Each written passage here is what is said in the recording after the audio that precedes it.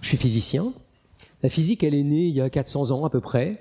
La physique moderne, on va dire, avec Galilée, avec Newton, avec tous ces grands physiciens de l'époque. Et une question très légitime qu'on peut se poser 400 ans après, c'est d'abord où on en est, et surtout, est-ce qu'il y a encore des choses à découvrir? Il y a quand même cette idée qu'on a vraiment été dans tous les recoins, dans tous les détails, dans tous les raffinements possibles, on a fait toutes les expériences possibles. Est-ce qu'il y a vraiment quelque chose encore à faire en laboratoire aujourd'hui en physique? Alors oui, parce que moi-même je suis chercheur en physique, donc je serais très embêté, et puis tous mes collègues me détesteraient si je vous disais non aujourd'hui, mais quand même je trouve que ça vaut le coup de se poser la question, de se dire voilà, si je dois commencer une carrière de physique aujourd'hui, que je suis étudiant, que je sors d'un master, que je veux faire une thèse en physique, est-ce qu'il y a vraiment encore des trucs à découvrir? Et s'il y a des trucs à découvrir, c'est quoi la bonne méthode pour faire une belle découverte? Alors il y a plusieurs méthodes en fait, hein. Il y en a une, c'est d'être génial, ça marche bien. Voilà, vous êtes Einstein, vous êtes Marie Curie, vous avez des idées fabuleuses, pour vous m'intéressez pas, de toute façon vous ferez une carrière merveilleuse. Puis il y a les autres, voilà, les gens un peu plus normaux. Alors là, une bonne stratégie en général, c'est de se mettre dans une bonne équipe, parce que vous vous laissez entraîner un peu, vous voyez, par le génie des gens autour de vous. Et puis vous avez le champ théorique, vous allez pouvoir essayer de développer des nouveaux modèles, des nouvelles analyses, des nouvelles simulations. Et puis le champ des expériences, c'est mon champ à moi. Moi, j'ai fait pendant 20 ans des expériences en physique quantique.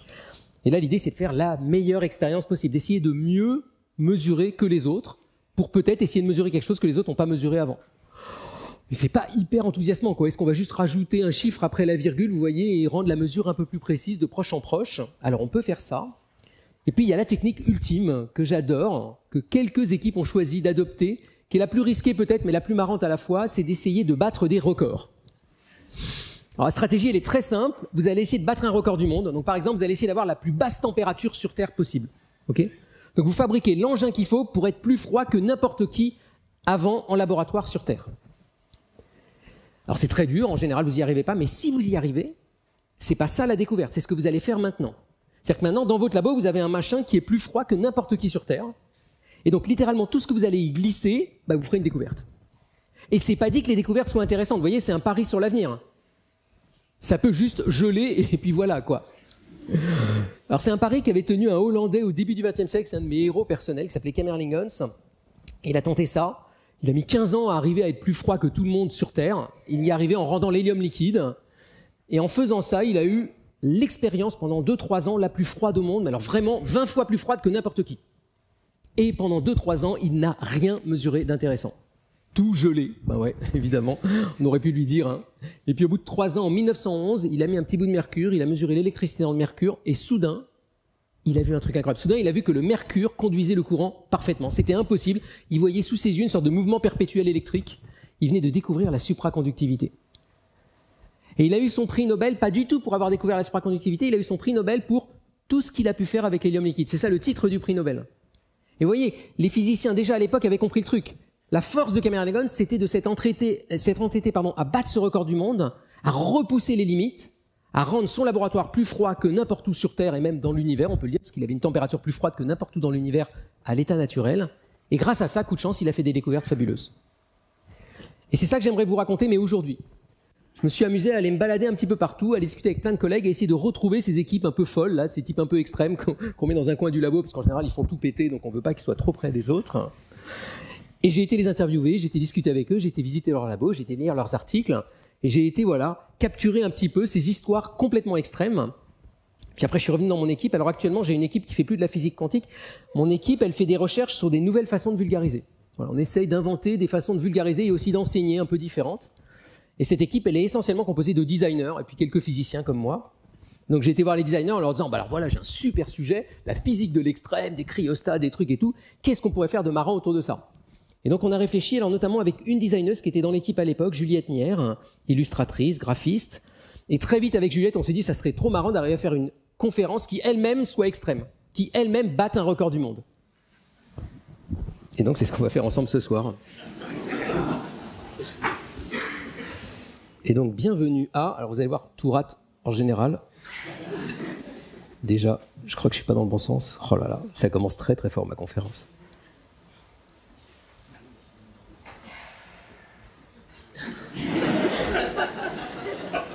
Ensemble ce soir, on va battre le record du plus petit exposé au monde. Alors là, mon réflexe, c'est de se dire, mais est-ce que vous êtes sûr que c'est un record? Et alors la réponse, c'est oui, parce que personne sur Terre est assez stupide pour faire un exposé comme je vais le faire ce soir, croyez-moi. Parce que c'est une galère. Donc je vais essayer de vous faire le plus petit exposé du monde. Donc au début, on s'est dit avec Juliette, il faut qu'ils tiennent dans une boîte d'allumettes. Et alors j'avais trop de trucs à raconter, donc on s'est dit, ok, 8 boîtes d'allumettes, une par chapitre. Voilà, donc j'ai des boîtes d'allumettes, mais ça tiendrait en 2 heures, et puis vous n'avez pas la force et moi non plus. Donc ce que je vais faire ce soir, c'est que je vais pousser encore d'un cran, ce que je fais pas d'habitude, mais je me suis dit, allez, on va s'amuser, on est à Vannes, on s'amuse. Et donc à chaque fois, je vais vous faire voter sur quelle boîte d'allumettes on écoute. Voilà, voilà. Et je commence avec mon premier vote de la soirée. Alors, c'est très étrange, hein. C'est très étrange, parce que là, je mets ma main, et il se passe rien. Waouh! C'est troublant, hein. Là, ça bouge. Je vous ai dit que ça serait extrême, hein. Et là, ça bouge pas. D'accord? Alors, excusez-moi, on va essayer autre chose. Waouh, c'est la première fois que ça m'arrive. Je réessaye, hein. Deuxième tentative. Sinon, la conférence va être encore plus extrême que je ne pensais.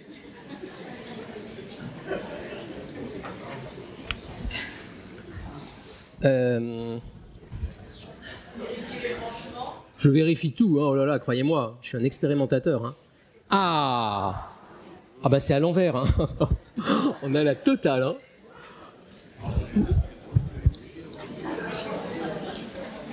Je me laisse pas impressionner, hein.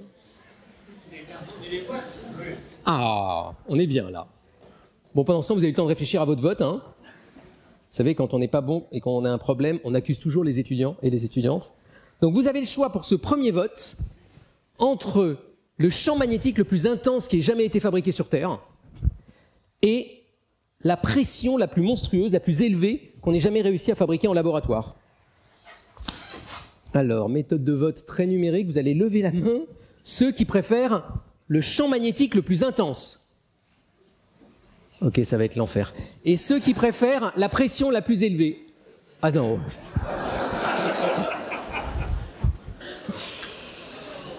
Donc, oui, donc je me mets à dos la moitié de la salle à peu près systématiquement. Donc on va parler de la pression la plus élevée. Ah, il y en a des trucs dans ma boîte d'allumettes, hein.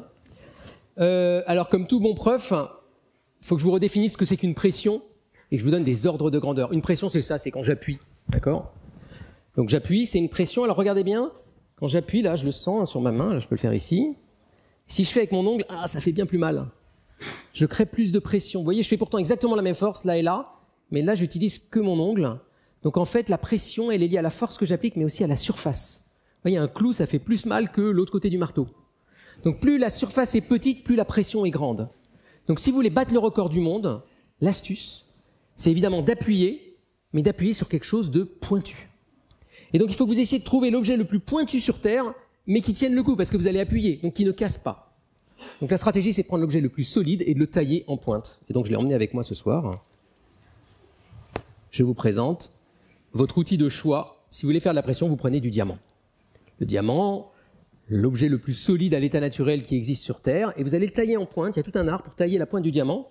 Et évidemment, ce que vous allez faire, c'est exactement la même chose de l'autre côté. 2 diamants, et là vous venez d'inventer une enclume diamant. Et donc après vous mettez n'importe quel matériau au milieu, et vous appuyez, et ça écrase. Oula. Ah oui, et si vous faites pas attention, ça s'en va. Donc vous mettez des joints autour, vous fabriquez ça bien, vous faites une cellule, vous pouvez mettre de l'eau pour vous aider, ou un liquide pour appuyer. Et plus vous appuierez fort, plus vous aurez de pression. Petits ordres de grandeur. Alors les unités des pressions, c'est les unités les plus pourries au monde, c'est des pascals. Donc nous en ce moment, on aimerait être à 1 pascal, non, on est à 100 000 pascal, voilà, on est là. Les bars, ça serait bien mieux, là on est à 1 bar, c'est parfait, mais non, c'est les pascals, l'unité internationale. Donc nous on est à 100 000 pascal en ce moment ici sur Terre, et si vous allez vers les basses pressions, c'est-à-dire que vous aspirez, que vous faites le vide, ben on peut descendre, descendre, descendre, et aller jusqu'à l'espace où on serait ici à 10-15 pascal. Cette échelle-là, c'est une échelle qui a l'air de rien, mais à chaque fois que j'avance d'un cran, je divise par 10. Donc je divise par 10, 100, 1000, 10 000, 100 000, 1 million. Vous voyez, ça va très très vite. Une échelle logarithmique. Et moi, ce qui m'intéresse, c'est pas du tout d'aller là, c'est d'aller là. Faire aller haute pression. Donc hop, je décale. Voilà. Et moi, ce que je veux, c'est aller par là. Alors un bon critère, c'est ici. On a des géologues parmi nous. Le centre de la Terre, on aura la plus haute pression sur Terre. On est à 3 millions de bars. Alors moi, j'aime bien les bars. Alors vous le voyez en pascal ici. On est à des gigapascals. Et cette pression-là, si on arrivait à l'atteindre, ça serait déjà pas mal pour faire des expériences, par exemple, qui simulent ce qui se passe à l'intérieur de la Terre. ou qui, pour les physiciens, vont essayer de tester ce qui se passe dans la matière à de telles pressions. Le problème, c'est que si vous faites ça avec des diamants comme ça pète, ça casse, ça tient pas la pression. Donc on en était là, le record, on arrivait à aller difficilement à 1 million de bars, 1 million de fois la pression qu'on a ici dans cette pièce, ce qui est déjà incroyable, hein, incroyable. Mais il y a des physiciens qui se sont dit on va aller plus loin, et en particulier, il y a un couple russe qui s'appelle Natalia et Léonid. Oula, j'ai trop de lumière là, je baisse un petit peu. Hop. Natalia et Léonid Dubrovinsky, qui eux se sont dit on va être plus astucieux, on va pas utiliser 2 diamants, mais 4 diamants. Leur astuce, c'est de dire je vais mettre des diamants dans des diamants et j'appuie. Mais là où ils sont très bons, parce que ça c'est vraiment stupide, hein, vous allez péter les diamants, mais ils ont mis les 2e diamants ici, mais les 2e diamants, ils leur ont donné une forme particulière, et vous savez que j'ai un microscope avec moi, donc je peux tout vous montrer. Et la forme, c'est une petite bille, une demi-sphère. Hein. Vous la voyez, la demi-sphère au bout du diamant? Alors pourquoi c'est astucieux? Parce que si vous avez 2 demi-sphères et que vous les approchez l'une de l'autre, vous avez vu, ça touche qu'en un point. Donc vous vous souvenez, la surface est petite, la pression est grande. Alors ça a l'air facile dit comme ça, on se dit bon, on prend une demi-sphère, on la colle et tout. Une galère, hein, ça leur a pris 10 ans pour arriver à fabriquer ça. Une double enclume diamant avec des demi-sphères en diamant elles-mêmes. Donc il faut tailler les sphères, les placer, les machins, appuyer. Et entre les deux, il faut mettre son échantillon et puis il faut arriver à le mesurer. Et donc ça leur a pris 10-15 ans de leur vie. Et au bout de 10-15 ans, ils ont réussi à monter à, vous vous souvenez, le record du monde, il était à peu près vers ici. Ils ont réussi à aller là. Mais vous ne faites pas avoir, c'est une échelle logarithmique. Ils sont passés de 1 million à 9 millions de bars. Ils ont réussi à faire des pressions 3 fois plus élevées que ce qu'il y a au cœur de la Terre. Absolument prodigieux. Et là, on se dit, et maintenant? Eh ben, ils ont été dans des synchrotrons. Donc, les synchrotrons, c'est des accélérateurs de particules qui crachent de la lumière très particulière, qui permettent de faire des expériences, notamment, entre autres, pour comprendre la structure de la matière. Et eux se sont dit, on va faire de la chimie sous pression. Ça, c'est un vieux truc de chimiste. Depuis le début du XXe siècle, on s'était rendu compte que certaines réactions chimiques ne marchent que si on appuie. Et ils se sont dit, nous, en appuyant, on va faire une chimie que personne n'a jamais fait. Et ça a été le cas. Et ils ont commencé à découvrir des alliages à base de rhénium, à base d'azote notamment, à base d'aluminium, que personne n'avait jamais réussi à synthétiser sur Terre, à pression atmosphérique, et eux, sous 9 millions de bars, ont réussi à les fabriquer. Le point remarquable dans ce qu'ils ont fait, c'est pas qu'ils ont réussi à fabriquer ces alliages, c'est qu'ils ont réussi à les mesurer. À 9 millions de bars, à aller voir comment les atomes étaient organisés, et à aller voir la composition, l'organisation structurale de ces matériaux, et cette nouvelle chimie sous pression. Et ça ouvre tout un tas de perspectives très intéressantes, parce que on peut se dire, oui, mais c'est pas très pratique, quoi. Dans un laboratoire de chimie, on va pas commencer à appliquer 9 millions de bars pour faire des réactions chimiques, vous voyez. En termes d'application, certes, on va découvrir des nouveaux matériaux, mais qui immédiatement disparaissent dès qu'on relâche la pression. Alors la première astuce, c'est que non, en fait, si on relâche doucement, parfois ça peut rester imbriqué, et le nouveau matériau peut survivre. Et puis ça permet peut-être d'explorer une nouvelle chimie. Il y a des prédictions théoriques qui disent que à très très haute pression, si on monte encore, les atomes ne vont plus s'assembler de la même manière, les molécules ne vont plus se construire pareil. Un hydrogène va plus s'accrocher à un carbone de la même façon. Et donc il y aurait tout un nouveau champ de la chimie et de la physique qui pourrait s'ouvrir à très haute pression.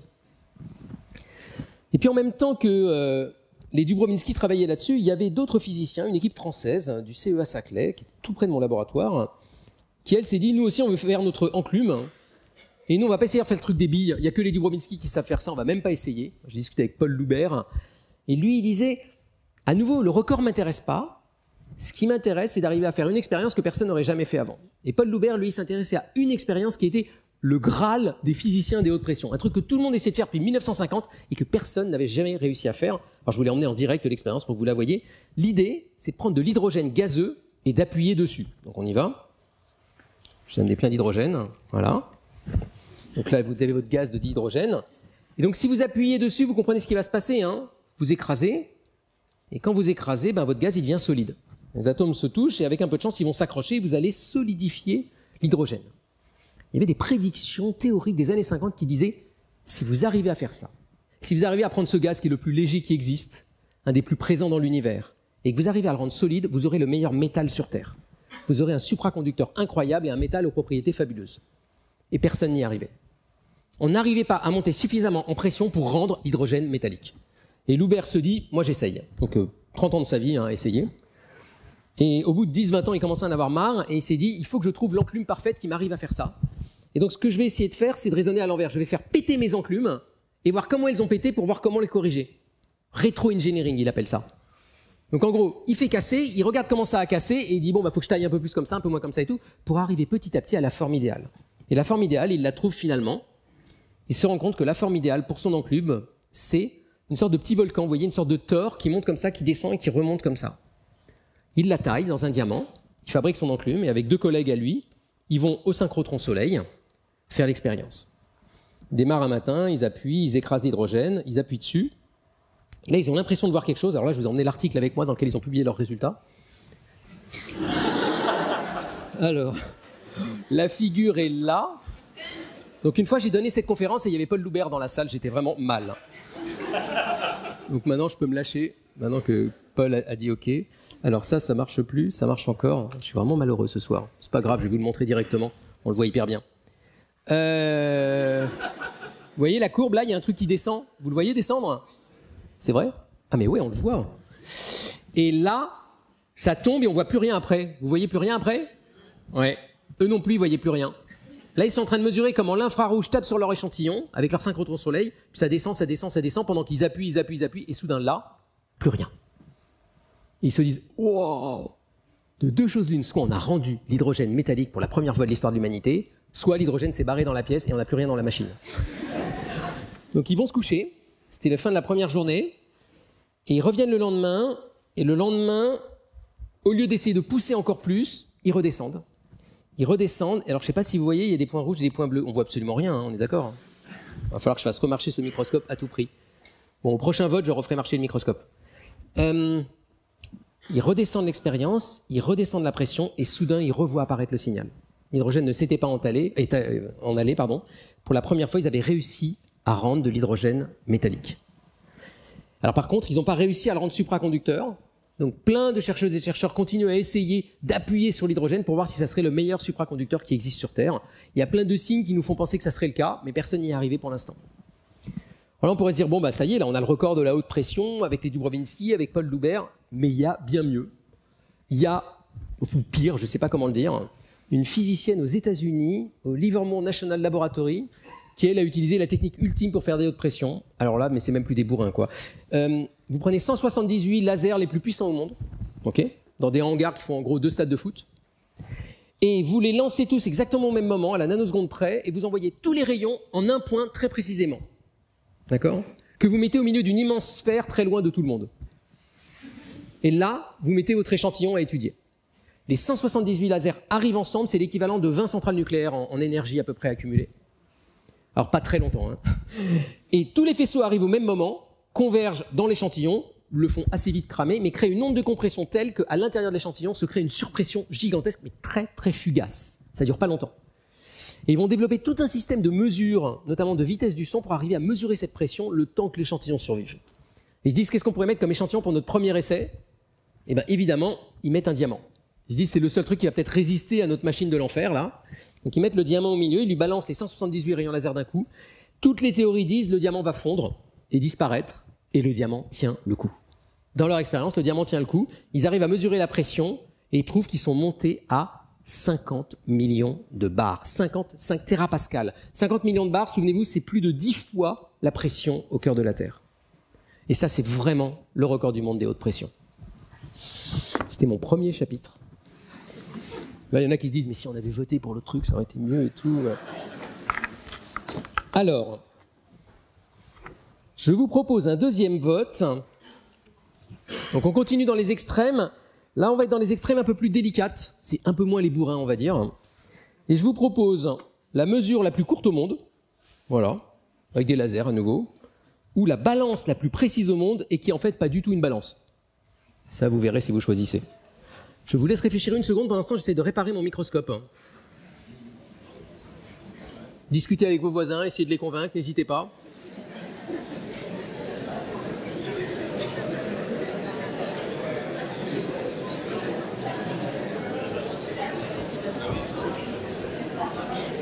Alors, qui vote pour la mesure la plus courte au monde? Qui vote pour la balance la plus précise au monde? Waouh!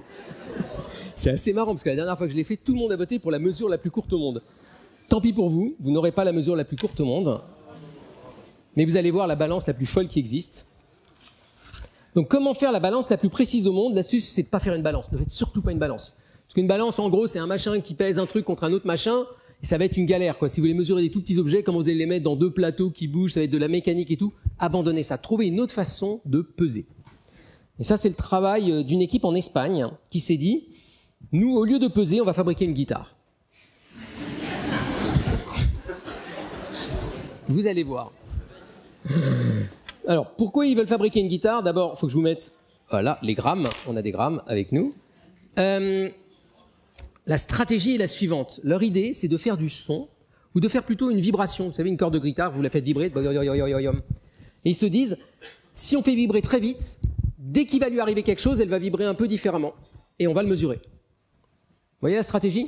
Faites vibrer une corde, et vous allez regarder ce qui lui arrive quand vous posez quelque chose à peser dessus. Donc vous posez le truc à peser pendant qu'elle vibre. Si vous faites ça avec votre guitare, ça va être une galère, le truc va se barrer n'importe où, je pense. Et vous allez essayer de voir si ça vibre différemment. Et en mesurant la façon dont ça vibre différemment, dont le son est différent, vous allez pouvoir peser. Donc c'est vraiment la façon la pire au monde de peser. Sauf si vous faites un son aigu. Parce que plus votre son sera aigu, plus la fréquence du son sera élevée, plus vous allez être précis au moindre changement. Vous voyez, si je mesure un truc qui fait ça 100 fois par seconde, bon ben ça va peut-être, je vais peut-être arriver à mesurer si ça fait 101 fois plutôt que 100 fois. Mais si mon truc au départ il fait 6 millions ou 6 milliards de fois par seconde, le moindre changement je vais le mesurer. Et donc ils se sont dit il faudrait qu'on trouve la guitare qui fait le son le plus aigu au monde. Là ils n'ont pas hésité une seconde, ils ont dit c'est très facile, cette guitare-là c'est ça. Un nanotube de carbone. Je vous montre, hein, le nanotube de carbone. C'est plein de petits atomes de carbone, les uns à côté des autres, qui s'enroulent pour faire le tube le plus fin au monde. Ce tube-là fait 2 à 3 atomes de diamètre, hein, c'est de l'ordre de 1 milliardième de mètre. Donc ils ont le fil en quelque sorte le plus fin au monde, et plus votre objet il est fin et petit, plus il va vibrer à haute fréquence. Et donc ils se sont dit, l'expérience elle est hyper simple. Moi j'ai rencontré des chercheurs qui ont fait ça, et au début ils se sont dit, oh là là, ça va nous prendre 2 semaines à faire tellement c'est facile. On va faire vibrer le nanotube, on va lâcher des machins dessus, on va regarder comment il vibre différemment, et ça va nous dire la masse, et on aura une super balance. Donc, ils ont pris un post-doctorant pour faire ça. J'ai discuté avec le post-doctorant, alors il m'a dit, ouais, je suis arrivé, ils m'ont dit, tu vas voir, ça va prendre 1 mois, ça va être easy, 2 ans de sa vie. Une galère. Fabriquer le bon nanotube, qui soit propre, qui tienne, qui machin. Et alors il me racontait la journée typique. Il arrivait le matin, la pièce était à 60 degrés. Pourquoi? Je vous expliquerai tout à l'heure. Donc il arrive, il rentre dans une pièce à 60 degrés, donc il ouvre les fenêtres déjà, il met de l'air conditionné, il machin, etc., etc. Et il commence à mettre de l'hélium et de l'azote dans son expérience, parce que tout ça, ça doit être à très basse température pour tout calmer, pour que la vibration soit parfaite. Donc il met de l'hélium, il met de l'azote, il refroidit, il met le vide. On arrive en début d'après-midi, déjà. Toute la matinée, il a utilisé des gros tuyaux et tout, il est mort. Début d'après-midi, il peut commencer à mesurer, et il essaie de mesurer ses fréquences, et il mesure rien, ça marche pas, c'est mal, le nanotube marche pas. Enfin, une galère, hein, 2 ans de sa vie. Et le soir, vous pouvez pas juste laisser l'expérience et partir vous coucher. Il faut refaire le vide dans l'expérience. Et pour refaire le vide dans l'expérience, il faut mettre des rubans chauffants autour, pour que toutes les petites molécules qui sont dans les parois s'en aillent.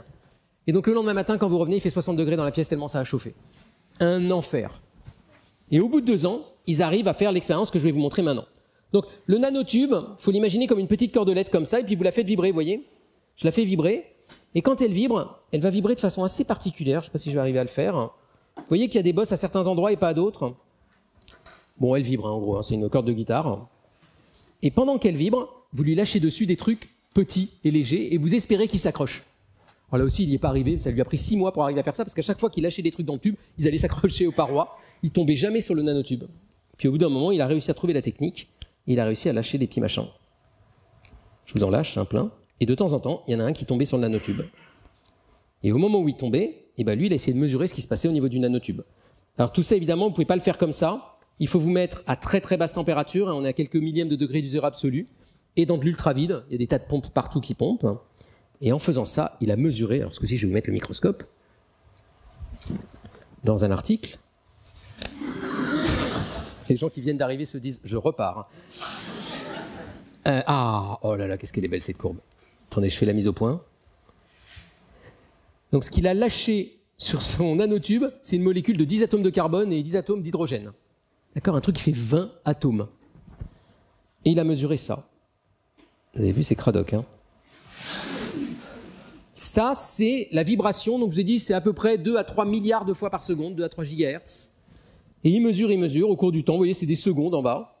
Et soudain, au bout de 2 secondes, paf, ça se casse la figure. Et au bout de 2 secondes, paf, ça se recasse la figure. Vous avez vu les paliers? En fait, à chaque fois, le moment où ça se casse la figure, c'est le moment où la molécule s'est accrochée au nanotube. Et donc là, en fait, il regarde juste de combien ça s'est cassé la figure et ça lui dit le poids. Et il mesure ici la masse. Il vous donne la masse, il est sympa, avec une unité que personne ne connaît, le YG. YG, c'est yoctogramme. On a dû inventer des mots tellement c'est petit. Vous connaissez peut-être le milligramme, peut-être pour certains le microgramme, 1/1000e de gramme, peut-être pour les plus forts le nanogramme, 1/1000e de gramme, peut-être pour les experts un picogramme, le 1/1000e de milliardième de gramme. Si on descend encore, vous savez ce que c'est en pico? Femtogramme, on a des physiciens dans la salle, enfin des scientifiques en tous les cas. Là, on est au 1/1000e de milliardième de gramme. En dessous de femto, quelqu'un là? Non? Attogramme. Et si on descend encore, on a le zeptogramme. Et si on descend encore, on a le yoctogramme. 10 puissance moins 24 grammes, vous mettez 0, 23 0 et un 1. 0,00023 fois 1 gramme. C'est en gros la masse d'un atome. Cette balance est capable de peser un atome. Et après d'ailleurs, ils ont essayé avec des atomes de xénon, ils les ont lâchés comme ça, ils ont vu à nouveau les mêmes cascades. Pour la première fois, ils ont réussi à faire une balance qui mesure des atomes individuels. Et ça sert à rien. Ça sert à rien parce que les chimistes connaissent la masse des atomes depuis déjà 200 ans ou 100 ans au moins. On a un tableau périodique, on a une valeur de la mole, on sait très bien faire ça, on a des réactions chimiques, on connaît la masse des atomes. Mais leur but, c'était pas peser les atomes. Comme toujours, le but, il est un peu à côté. C'était montrer qu'ils arrivaient à fabriquer un nouveau système pour peser sans peser. On pèse en faisant vibrer. Et depuis, ça a ouvert tout un champ, notamment dans le champ du silicium, de petits capteurs ultra sensibles, qui sont en gros des balançoires qu'on fait vibrer, et qui vont permettre de sentir quand quelque chose leur arrive dessus, mais pas du tout pour les peser en fait, mais pour sentir des forces. Et les meilleurs capteurs de force actuels utilisent ces systèmes-là. Ils vont vibrer à plusieurs milliards de fois par seconde et sentir le moindre effet, la moindre truc qui se passe dans la pièce. Et donc vous voyez, on est en train d'ouvrir tout un champ d'application en faisant une expérience qui ne sert rigoureusement à rien et qui est magnifique en tant que telle. C'était ma balance la plus précise du monde. Donc,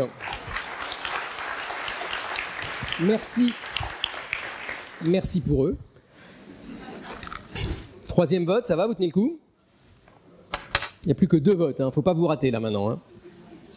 Alors, je vous propose, donc celui-là vous l'aurez pas, hein, c'était les secondes et la mesure la plus courte du monde. Alors là, je vous propose, 2 choix très différents. Là, je sais vraiment pas ce que vous allez choisir, vous êtes un public imprédictible. Le microscope le plus puissant au monde, un truc vraiment qui grossit le plus possible, ou l'objet le plus rond au monde. Vous voyez, 2 styles assez différents. Discutez avec vos voisins, essayez de les convaincre, vous avez 10 secondes.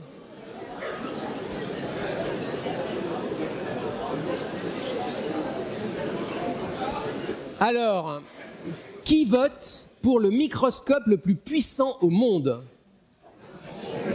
Et qui vote pour l'objet le plus rond au monde? Excusez-moi, mais vous êtes vraiment pas sérieux. Hein.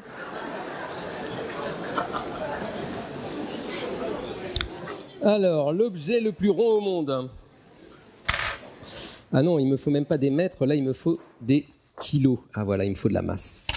Alors déjà, la première question, c'est mais pourquoi fabriquer l'objet le plus rond au monde? Qui va être assez stupide pour se dire je vais fabriquer l'objet le plus rond au monde et je vais y passer 10 ans de ma vie? Vous avez compris que 10 ans, c'est à peu près l'unité de base dans ce genre de truc, et encore. Hein. En fait, là, c'est vraiment une histoire internationale. Hein. Très souvent, ces histoires-là mettent en jeu plein d'équipes dans plein de pays qui collaborent entre elles ou qui se bastonnent pour essayer de griller les autres. Cette histoire-là, elle commence en fait en Australie. On est dans les années 80-90. Il y a un vrai problème chez les physiciennes et les physiciens, c'est le kilo. Vous savez, quand on a une unité en physique, on la définit et on l'indique à tout le monde. Et on dit à tout le monde, par exemple, le degré, voilà comment mesurer un degré, et tous les thermomètres du monde se calent sur le même degré, sinon on serait un peu embêté. D'accord ? Le mètre, on se met tous d'accord sur comment on fabrique un mètre, et sur la Terre entière, on utilise la même méthode. La seconde, pareil. Le kilo, pareil. Donc le kilo, c'est facile. Jusqu'à il y a quelques années, la méthode, c'était vous allez à Sèvres, banlieue parisienne, et dans les sous-sols du bureau des poids et des mesures de Sèvres, il y a un coffre-fort, dedans, il y a le kilo. Fabriqué il y a quelques années en platine, avec du rhodium, il fait 1 kilo. C'est lui le kilo. Tous les kilos du monde sont comparés à lui. Donc évidemment, vous n'allez pas tous venir à Sèvres, donc on vous en fabrique d'autres, des étalons secondaires, on les envoie partout dans le monde, et chacun il a son kilo, il est content. Et un jour, ils se sont dit, tiens, si on les recomparait pour voir. Donc ils les ont tous ramenés à Sèvres, ils ont comparé, c'était la catastrophe. Il y en avait qui avaient grossi, d'autres qui avaient maigri. Évidemment, le moindre poussière, le moindre truc qui se dépose dessus, ça change le kilo. Alors pas de beaucoup, l'écart maximum c'était 50 microgrammes. Mais ça veut quand même dire qu'on était incapable sur Terre de dire ce que valait une masse à mieux que 50 microgrammes, vu qu'on ne savait pas dire ce que valait un kilo à mieux que 50 microgrammes. C'est quand même fâcheux. Alors là, les physiciens, ça leur plaisait pas du tout. Ils disaient, il faut qu'on arrête ces bêtises là du truc à sève. Imaginez en plus qu'il y a un cambrioleur qui vient, qui nous pique le kilo. Enfin, ça va pas, quoi. Vous voyez, avoir un objet matériel comme ça, c'est pas assez universel pour un physicien ou une physicienne. Nous, on aimerait bien avoir une définition où on soit même capable de la dire à des extraterrestres si on les avait au bout du fil. Alors que là, il faudrait leur dire, venez à Sèvres. Vous voyez le truc. Et donc, tout le monde s'est demandé dans la communauté, est-ce qu'on pourrait trouver des nouvelles manières de définir le kilo qui dépendent plus d'un objet physique, qui soit absolu. Et on en a trouvé deux, et je vais vous raconter une des deux méthodes. Et la méthode que je vais vous raconter, c'est à nouveau la méthode du bourrin, mais que je trouve géniale et complètement absurde à la fois, c'est de dire, c'est facile, 1 kilo, il suffit de dire combien il y a d'atomes dedans, et après vous avez qu'à le fabriquer. Vous voyez la logique? C'est de dire, on va dire combien il y a d'atomes dans 1 kilo, et après vous avez qu'à fabriquer votre kilo, vous savez le nombre d'atomes à mettre dedans, et ça vous dira que vous avez 1 kilo comme d'autres. Et quel atome faut mettre dedans? Alors dit comme ça, ouais, ça tombe sous le sens, vu qu'on connaît la masse d'un atome, vous vous souvenez, aucun problème. Petit détail, évidemment, il y a beaucoup d'atomes dans 1 kilo. Dans 1 kilo, il y a de l'ordre de 1 et 23 zéros après atomes. Et donc, il faut arriver à trouver une méthode qui nous permette de compter le nombre d'atomes dans un machin, pour être sûr que la méthode marche. Et donc, les physiciens se sont dit, pas de problème, on y va. On va fabriquer un objet qui fait 1 kilo et on va compter les atomes dedans. Littéralement. Hein. Alors, bon, vous ne pouvez pas les compter, c'est pas possible, il y en a trop. Donc, la stratégie, c'est d'organiser le mieux possible les atomes dans votre kilo, qui soient hyper bien organisés comme dans une caisse d'oranges. Vous voyez, vous lâchez vos oranges, elles sont toutes bien alignées. Et si vous faites ça, et que vous connaissez la taille d'un atome, ou sa masse, et que vous connaissez la distance entre deux atomes, vous voyez, si je vous donne une caisse d'oranges, je vous dis pas combien il y a d'oranges dedans, je dis juste qu'elles sont bien empilées, et je vous donne la distance entre deux oranges. Si vous savez faire un peu de géométrie, et que vous mesurez la taille de la caisse, vous savez me dire combien il y a d'oranges dedans. Vous êtes d'accord? Ils se sont dit, on fait pareil. Si on connaît la taille du machin, qu'on organise bien les atomes dedans comme des oranges, et qu'on connaît la distance entre deux atomes, on divise l'un par l'autre et on connaît le nombre d'atomes. Alors là, la stratégie, c'est de surtout pas prendre une caisse, parce qu'une caisse, ça a des coins et c'est compliqué à fabriquer. Et ça va pas être très régulier. Il faut prendre l'objet le plus simple géométriquement possible et le plus facile à fabriquer géométriquement pour qu'il soit régulier, un objet rond, une sphère. Et c'est pour ça qu'on a voulu fabriquer l'objet le plus rond au monde, c'est pour redéfinir le kilo de façon internationale. Et c'est là qu'ont commencé les galères. C'est les Australiens qui ont commencé, ils ont mis 10 ans et ils n'y arrivaient pas. À chaque fois qu'ils obtenaient une sphère, elle faisait un poids différent de la précédente. Ils devenaient fous, quoi. Leurs sphères, elles étaient faites en silicium, parce que le silicium, c'est ce qu'on s'est fabriqué de plus pur sur Terre. Pourquoi? C'est parce que vos microprocesseurs, on les fabrique en silicium. Donc on a fabriqué les usines qui savent fabriquer, en gros, et les labos qui savent fabriquer le silicium le plus pur. C'est le matériau qu'on sait le mieux purifier. Ce qu'ils n'avaient pas compris, les Australiens, ou ils l'avaient peut-être compris, mais dont ils ne sont pas assez tenus compte, c'est que le silicium existe sous deux formes, deux isotopes, et que ça plantait tous leurs calculs parce que chaque fois, il y en avait un peu de l'un, un peu plus de l'autre, un peu moins de l'un, un peu moins de l'autre, et donc leur masse était à chaque fois différente. Et donc il y a une grande collaboration européenne qui s'est montée à ce moment-là et qui a dit on refait tout de zéro, mais on fait attention à la composition en silicium. Et donc l'histoire, elle commence en Russie. À l'époque, il n'y avait pas encore la guerre, il n'y avait pas encore tous les problèmes. Et on démarre à Saint-Pétersbourg. Donc là, il y a Juliette qui m'a fait des petites cartes postales à chaque fois. Donc là, vous êtes à Saint-Pétersbourg, voilà. Là, il y a les physiciens qui vous écrivent en russe d'ailleurs. Et eux, en gros, à Saint-Pétersbourg, ils avaient un laboratoire spécialiste pour vous fabriquer une poudre de silicium hyper pure. D'accord? Petite poudre de silicium. On n'a pas encore du tout dans l'objet rond. Eux, ils savent vous faire la poudre. On envoie la poudre ensuite à l'autre bout de la Russie, complètement à l'est, à Zelenogorsk. Bon, c'est pas très fun, hein, Zelenogorsk. Voilà. Et alors, à Zelenogorsk, eux, ce qu'ils savent faire, c'est pas du tout la solidifier, cette poudre. Eux, ce qu'ils savent faire, c'est la trier. Vous vous souvenez, je vous ai dit que le silicium, il existait sous deux formes, silicium 29, silicium 28. Il y en a une un peu plus légère que l'autre. Donc eux, ils vous font un panier à salade géant et ils tournent. Une centrifugeuse. Donc quand vous faites tourner des trucs très très vite et puis que vous les lâchez à un moment donné, selon leur masse, ils vont aller là ou là. Et vous récupérez les bons et vous laissez tomber les autres. Vous triez. Alors dit comme ça a l'air facile, c'est monstrueux. Hein. Ça leur a pris 1 ou 2 mois pour trier la poudre. Et à la sortie de ça, ils ont une poudre triée avec seulement une seule sorte d'isotope de silicium. Et là, ils l'envoient à, j'ai ma petite balade, Berlin, on va en Allemagne. Et à Berlin, ils ont un labo incroyable où ils savent transformer la poudre en solide. Alors transformer la poudre en solide, c'est pas très compliqué, vous faites fondre, vous laissez refroidir, ça devient solide. Mais eux, ils veulent que ça soit parfait, très pur, qu'il n'y ait aucune impureté, et donc l'astuce, c'est de faire léviter. Ils prennent leur poudre, ils vont la faire léviter dans un four, on appelle ça un four à images. Le truc lévite, ils balancent de la lumière hyper puissante dessus pour cramer la poudre se met à fondre en lévitation, et pendant qu'elle fond en lévitation, ils la font légèrement descendre, et petit à petit, ça se solidifie, solidifie, solidifie, et à la fin, ils ont un cône de silicium le plus pur au monde qui a cette tête-là, un lingot, et qui a cette taille-là à peu près. Donc là, il faut y toucher, mais avec des gants, il faut commencer à être un petit peu précautionneux. Hein. Il y a eu du boulot déjà sur ce lingot. Hein. Et là, il l'envoie à l'étape ultime, Braunschweig. On est encore en Allemagne. Alors j'ai discuté avec les gens de Braunschweig, car ils sont hyper drôles. Les gens... Enfin non, ils sont pas drôles du tout, mais ils sont quand même très très drôles. Donc à Braunschweig, leur job c'était transformer le lingot en un truc rond. La dernière étape. Alors moi vraiment je m'attendais à ce qu'ils aient une machine incroyable, hyper technologique, numérique et tout, où on programme des tas de trucs et à la fin, ça vous fabrique une sphère. Alors voilà comment ils font en vrai. Je leur ai dit ça, je leur ai dit alors vous avez une machine automatique? Ils disent non, c'est pas assez précis, faut le faire à la main. Je dis comment ça à la main? Alors ils avaient fabriqué une machine quand même qui avait 4 trucs abrasifs comme ça, hein, vous voyez, une sorte d'éponge verte, là, Gratex, hein, qui était comme ça sur leur lingot. Au début ils le taillent à peu près, puis ils le mettent dedans et ils font tourner. Et vous voyez, si vous faites tourner dans tous les sens, au bout d'un moment ça polit et ça devient une sphère. 2 problèmes. Premier problème, il faut vraiment que ça soit précis. Deuxième problème, il faut s'arrêter au bon moment parce qu'après il fera moins de 1 kg et c'est perdu. Donc je leur dis, ah ouais, vous aviez des tas de sondes incroyables avec des caméras et tout. Je dis, non, on avait Marcus. Donc il y avait Marcus qui était devant l'expérience pendant 3 mois. Pendant 3 mois, il était devant la machine. Je disais, mais qu'est-ce qu'il faisait? Il disait, bah, il écoutait. Parce que dès qu'il entendait un son un peu bizarre, il savait qu'on était en train de râper plus d'un côté que de l'autre et tout. Il s'était habitué à force, Marcus. Et puis toutes les heures, il enlevait la boule, il la regardait au microscope, il regardait les états de surface, il regardait si tout bien avec des gants. Puis il la remettait, et puis 3 mois. Alors il paraît que se mettait dans une sorte d'état de méditation un peu particulier. Il n'y avait que lui qui pouvait faire ça. Tous les autres l'admiraient, mais ils disaient rien. Et à la fin, il fabrique un objet. Je vous en ai amené une petite maquette ici avec moi. Rond. Et malheureusement là, il revient avec son objet rond hyper fier en disant ça fait 1 kg. Et on va vous dire le nombre d'atomes qu'il y a dedans, parce qu'après il y a tous les collègues qui mesurent la distance entre 2 atomes, qui mesurent la taille de la sphère avec des rayons laser, on mesure ça avec une précision au 10e de nanomètre près. Ils regardent la sphère et ils voient que la sphère, elle est sphérique au nanomètre près, sur une sphère qui a cette taille-là à peu près. C'est-à-dire qu'à l'échelle de la Terre, ça serait la taille d'un humain. Pour vous donner une idée de à quel point c'est rond, cet objet. Incroyablement rond. Un objet qui fait 10 cm de diamètre, il est précis au milliardième de mètre près, en gros, à 10 milliardièmes de mètre près. Après, ils comptent les atomes, ils mesurent et tout, et ils ont leur valeur. Et là, les mecs lui disent, il faut y retourner, parce qu'en science, ça suffit pas, il faut en faire une deuxième pour vérifier que c'est comme la première. Et donc c'est reparti, tout le voyage, tout le truc, et on refabrique une deuxième sphère, et on compare les deux, et là, ils trouvent le même nombre d'atomes. Donc là, c'est champagne au labo, alors je lui dis, alors vous avez fêté ça? Je dis, non, ça y est, le job était fini, on est passé à un autre job. Pas fun, hein.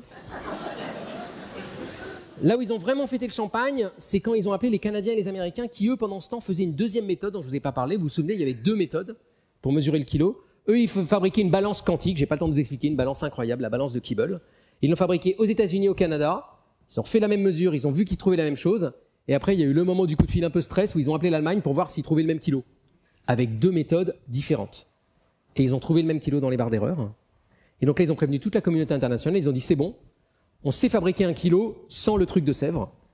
Donc là, tout le monde s'est réuni comme vous aujourd'hui, à Versailles, grand congrès international, un physicien par pays, une physicienne par pays, et ils ont voté, pays par pays. Donc il y a le vote sur YouTube que je vous encourage à aller voir. Donc c'est Uruguay, yes, et à chaque fois ils disent oui s'ils sont d'accord pour redéfinir le kilo.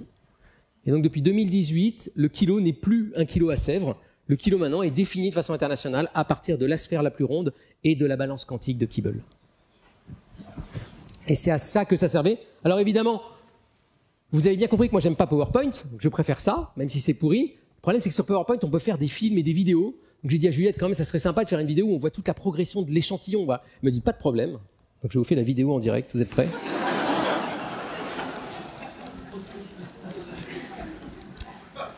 Je vous le refais parce que je sens que vous l'avez pas bien vu.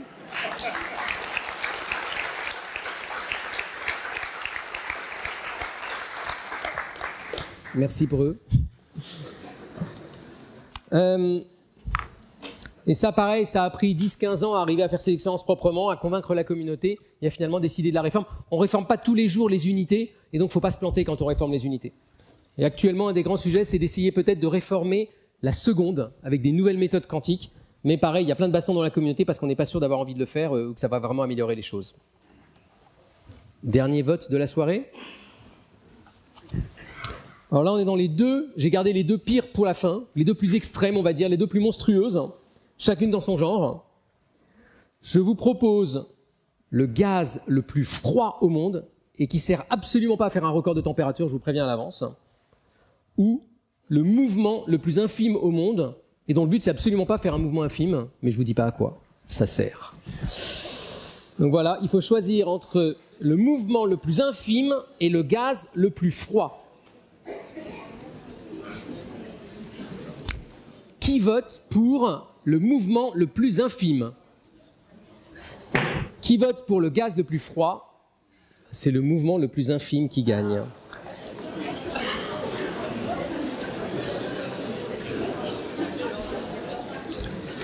Et cette histoire, bizarrement, je l'aime bien parce que c'est une histoire, vous allez voir, qui va rapprocher les extrêmes. C'est-à-dire qu'on va être dans l'extrêmement fin, délicat, subtil face à l'extrêmement énorme, monstrueux, ultra énergétique. Et c'est l'un qui va permettre de mesurer l'autre. C'est complètement paradoxal, hein, mais c'est ce qu'on va voir aujourd'hui. Et au début, on part dans... Bah déjà, on enlève ce truc-là, quand j'ai plus besoin. Et il me faut... Ah non, vous n'avez pas voulu des basses températures. Ah bah si, c'est lui qu'il me faut. Hop. Mouvements les plus infimes, il va falloir que je vous dise en mètres combien il vaut. Mais au début, on oublie complètement cette histoire de mouvements infimes, on part dans l'espace. Et dans l'espace, il peut se passer plein de choses formidables. Il y en a une en particulier qui avait prévu les théoriciens. Donc quand on dit ça, ça veut dire qu'on ne savait pas du tout si ça avait lieu pour de vrai ou pas. Mais avec des équations, ils s'étaient dit, il y a un truc marrant qui pourrait se passer dans l'espace de temps en temps, c'est qu'il pourrait exister des trous noirs. Mais ils n'en étaient pas trop sûrs. Il pourrait y en avoir deux. Et on pourrait s'amuser à calculer ce qui se passe quand on rapproche l'un de l'autre alors qu'on ne sait même pas s'ils existent. D'accord ? Truc de physicien. Donc ils se mettent au tableau, ils calculent. Et alors ce qu'ils calculent, c'est que quand ils arrivent l'un près de l'autre, donc chacun de ces trous noirs fait 10, 20, 30, 50 fois la masse d'un soleil. Hein, et quand ils arrivent, en général, ils avaient calculé qu'ils allaient se mettre à tourner, et à tourner de plus en plus vite, et à la fin, choumf, fondre en un seul trou noir, une fusion de trous noirs. Parce que leur masse s'attire. Donc à la fin, vous avez un trou noir 2 fois plus gros. Et ce qu'ils avaient calculé, c'est que ce truc-là, ça allait être un peu monstrueux énergétiquement. C'est plus en énergie, ça crée plus d'énergie que toutes les étoiles des galaxies réunies, en gros. Et ce truc-là, si on voulait le voir, on n'allait pas le voir directement parce que c'est noir, donc il n'y a pas de lumière, il ne sort pas de lumière des trous noirs, hein, il ne laisse pas ressortir la lumière. Donc il allait falloir trouver une preuve indirecte de cet effet-là, dont on n'est même pas sûr, bien sûr, qu'il existe. Et alors ils avaient eu une idée, ils s'étaient dit, Einstein, hein, comme toujours, quand on n'a pas trop d'idées en physique, on réfléchit à Einstein, et Einstein avait prévu, 1915, que sa nouvelle théorie de la relativité générale avait une prédiction en particulier, c'est qu'il allait exister des ondes de gravité. Il avait dit, si vous prenez 2 gros machins et que vous leur faites faire ça, ça va faire comme, vous savez, quand vous avez un drap et que vous lui faites faire ça va créer une onde qui va se propager et qui va partir dans l'espace à la vitesse de la lumière et qui va être pas une onde comme celle dont on a l'habitude, comme une onde de lumière ou comme une vague dans l'eau ou comme le son, ça va être une onde de gravité. Alors qu'est-ce que ça veut dire une onde de gravité? C'est-à-dire que quand elle va m'arriver dessus, je vais sentir un peu de gravité, comme si c'était la Terre, mais dans un autre sens. Donc ça va me faire comme ça. Et donc la seule manière de détecter s'il y a vraiment une fusion de trous noirs qui peut avoir lieu dans l'espace, c'est de voir passer cette onde de gravité sur Terre. Parce qu'on ne la voit pas dans l'espace, cette onde de gravité. Et là est arrivé un des moments les plus drôles pour moi de l'histoire des sciences, c'est que les théoriciens ont rencontré les expérimentateurs, et les expérimentateurs ont dit aux théoriciens, mais pas de problème, nous on vous la détecte, dites-nous ce qu'il faut détecter. Les autres leur ont dit, c'est facile, ça va être une onde de gravité qui va arriver de telle forme, de telle taille, etc. On ne sait pas si elle va exister, mais si elle existe, voilà. Et les autres leur ont dit, et qu'est-ce qui va se passer? Ils ont dit, c'est facile, si vous suspendez un objet, vous allez devoir faire ça à un moment donné quand l'onde passe. Combien de temps ça dure? Ça dure un peu moins d'1 seconde. Bon, c'est jouable, hein, pas de problème, vous avez votre objet, il pendouille, vous le laissez bien stable, puis à un moment donné, pendant 1 seconde, vous allez devoir faire ça à peu près. Et là, ils leur ont dit, mais de combien il va bouger? Donc là, il y a dû avoir un petit moment de gêne dans la salle, hein, parce que la réponse, c'était... Alors ça, faut que je vous la montre sur une échelle, tellement moi, j'y ai pas cru quand j'ai lu, j'ai pensé qu'il y avait une erreur, une faute de frappe. Donc, petites unités, vous vous souvenez, là, c'est des mètres. Ça, c'est vous, là, un être humain, vous êtes vers 1 mètre. Sur cette échelle-là, vous êtes par là. Puis si je descends vraiment violemment, hein, je passe à travers toute la biologie, les cellules et tout, j'arrive là, un atome, c'est un peu moins qu'un milliardième de mètre. D'accord? Donc entre là et là, il y a déjà un facteur 1 milliard. Ok? Et donc les types leur ont dit, le mouvement qu'il va falloir détecter, il va être là. 10 moins 20 mètres. 1 milliardième d'atomes. Donc, je ne sais pas si vous comprenez le truc absurde. Hein. C'est que vous avez un objet qui est composé déjà de milliards d'atomes. Souvenez-vous, hein, un objet là, qui fait 10 kilos, je peux vous le dire à l'avance, il fait 10 kilos l'objet qu'ils ont utilisé. Donc, vous avez un objet qui fait 10 kilos, qui fait des milliards d'atomes, et vous allez devoir mesurer si à un moment donné, il ferait ça sur une taille qui fait 1 milliardième d'un des atomes. Et le truc complètement délirant, c'est que les expérimentateurs ont dit « on y va, on se lance, on fabrique le truc ». Et pendant 15 ans, ils vont fabriquer un détecteur à ondes gravitationnelles, un objet qui ne peut pas marcher. Et je vous rappelle, sans être sûr qu'en plus cette idée de trou noir soit vraie et puisse exister.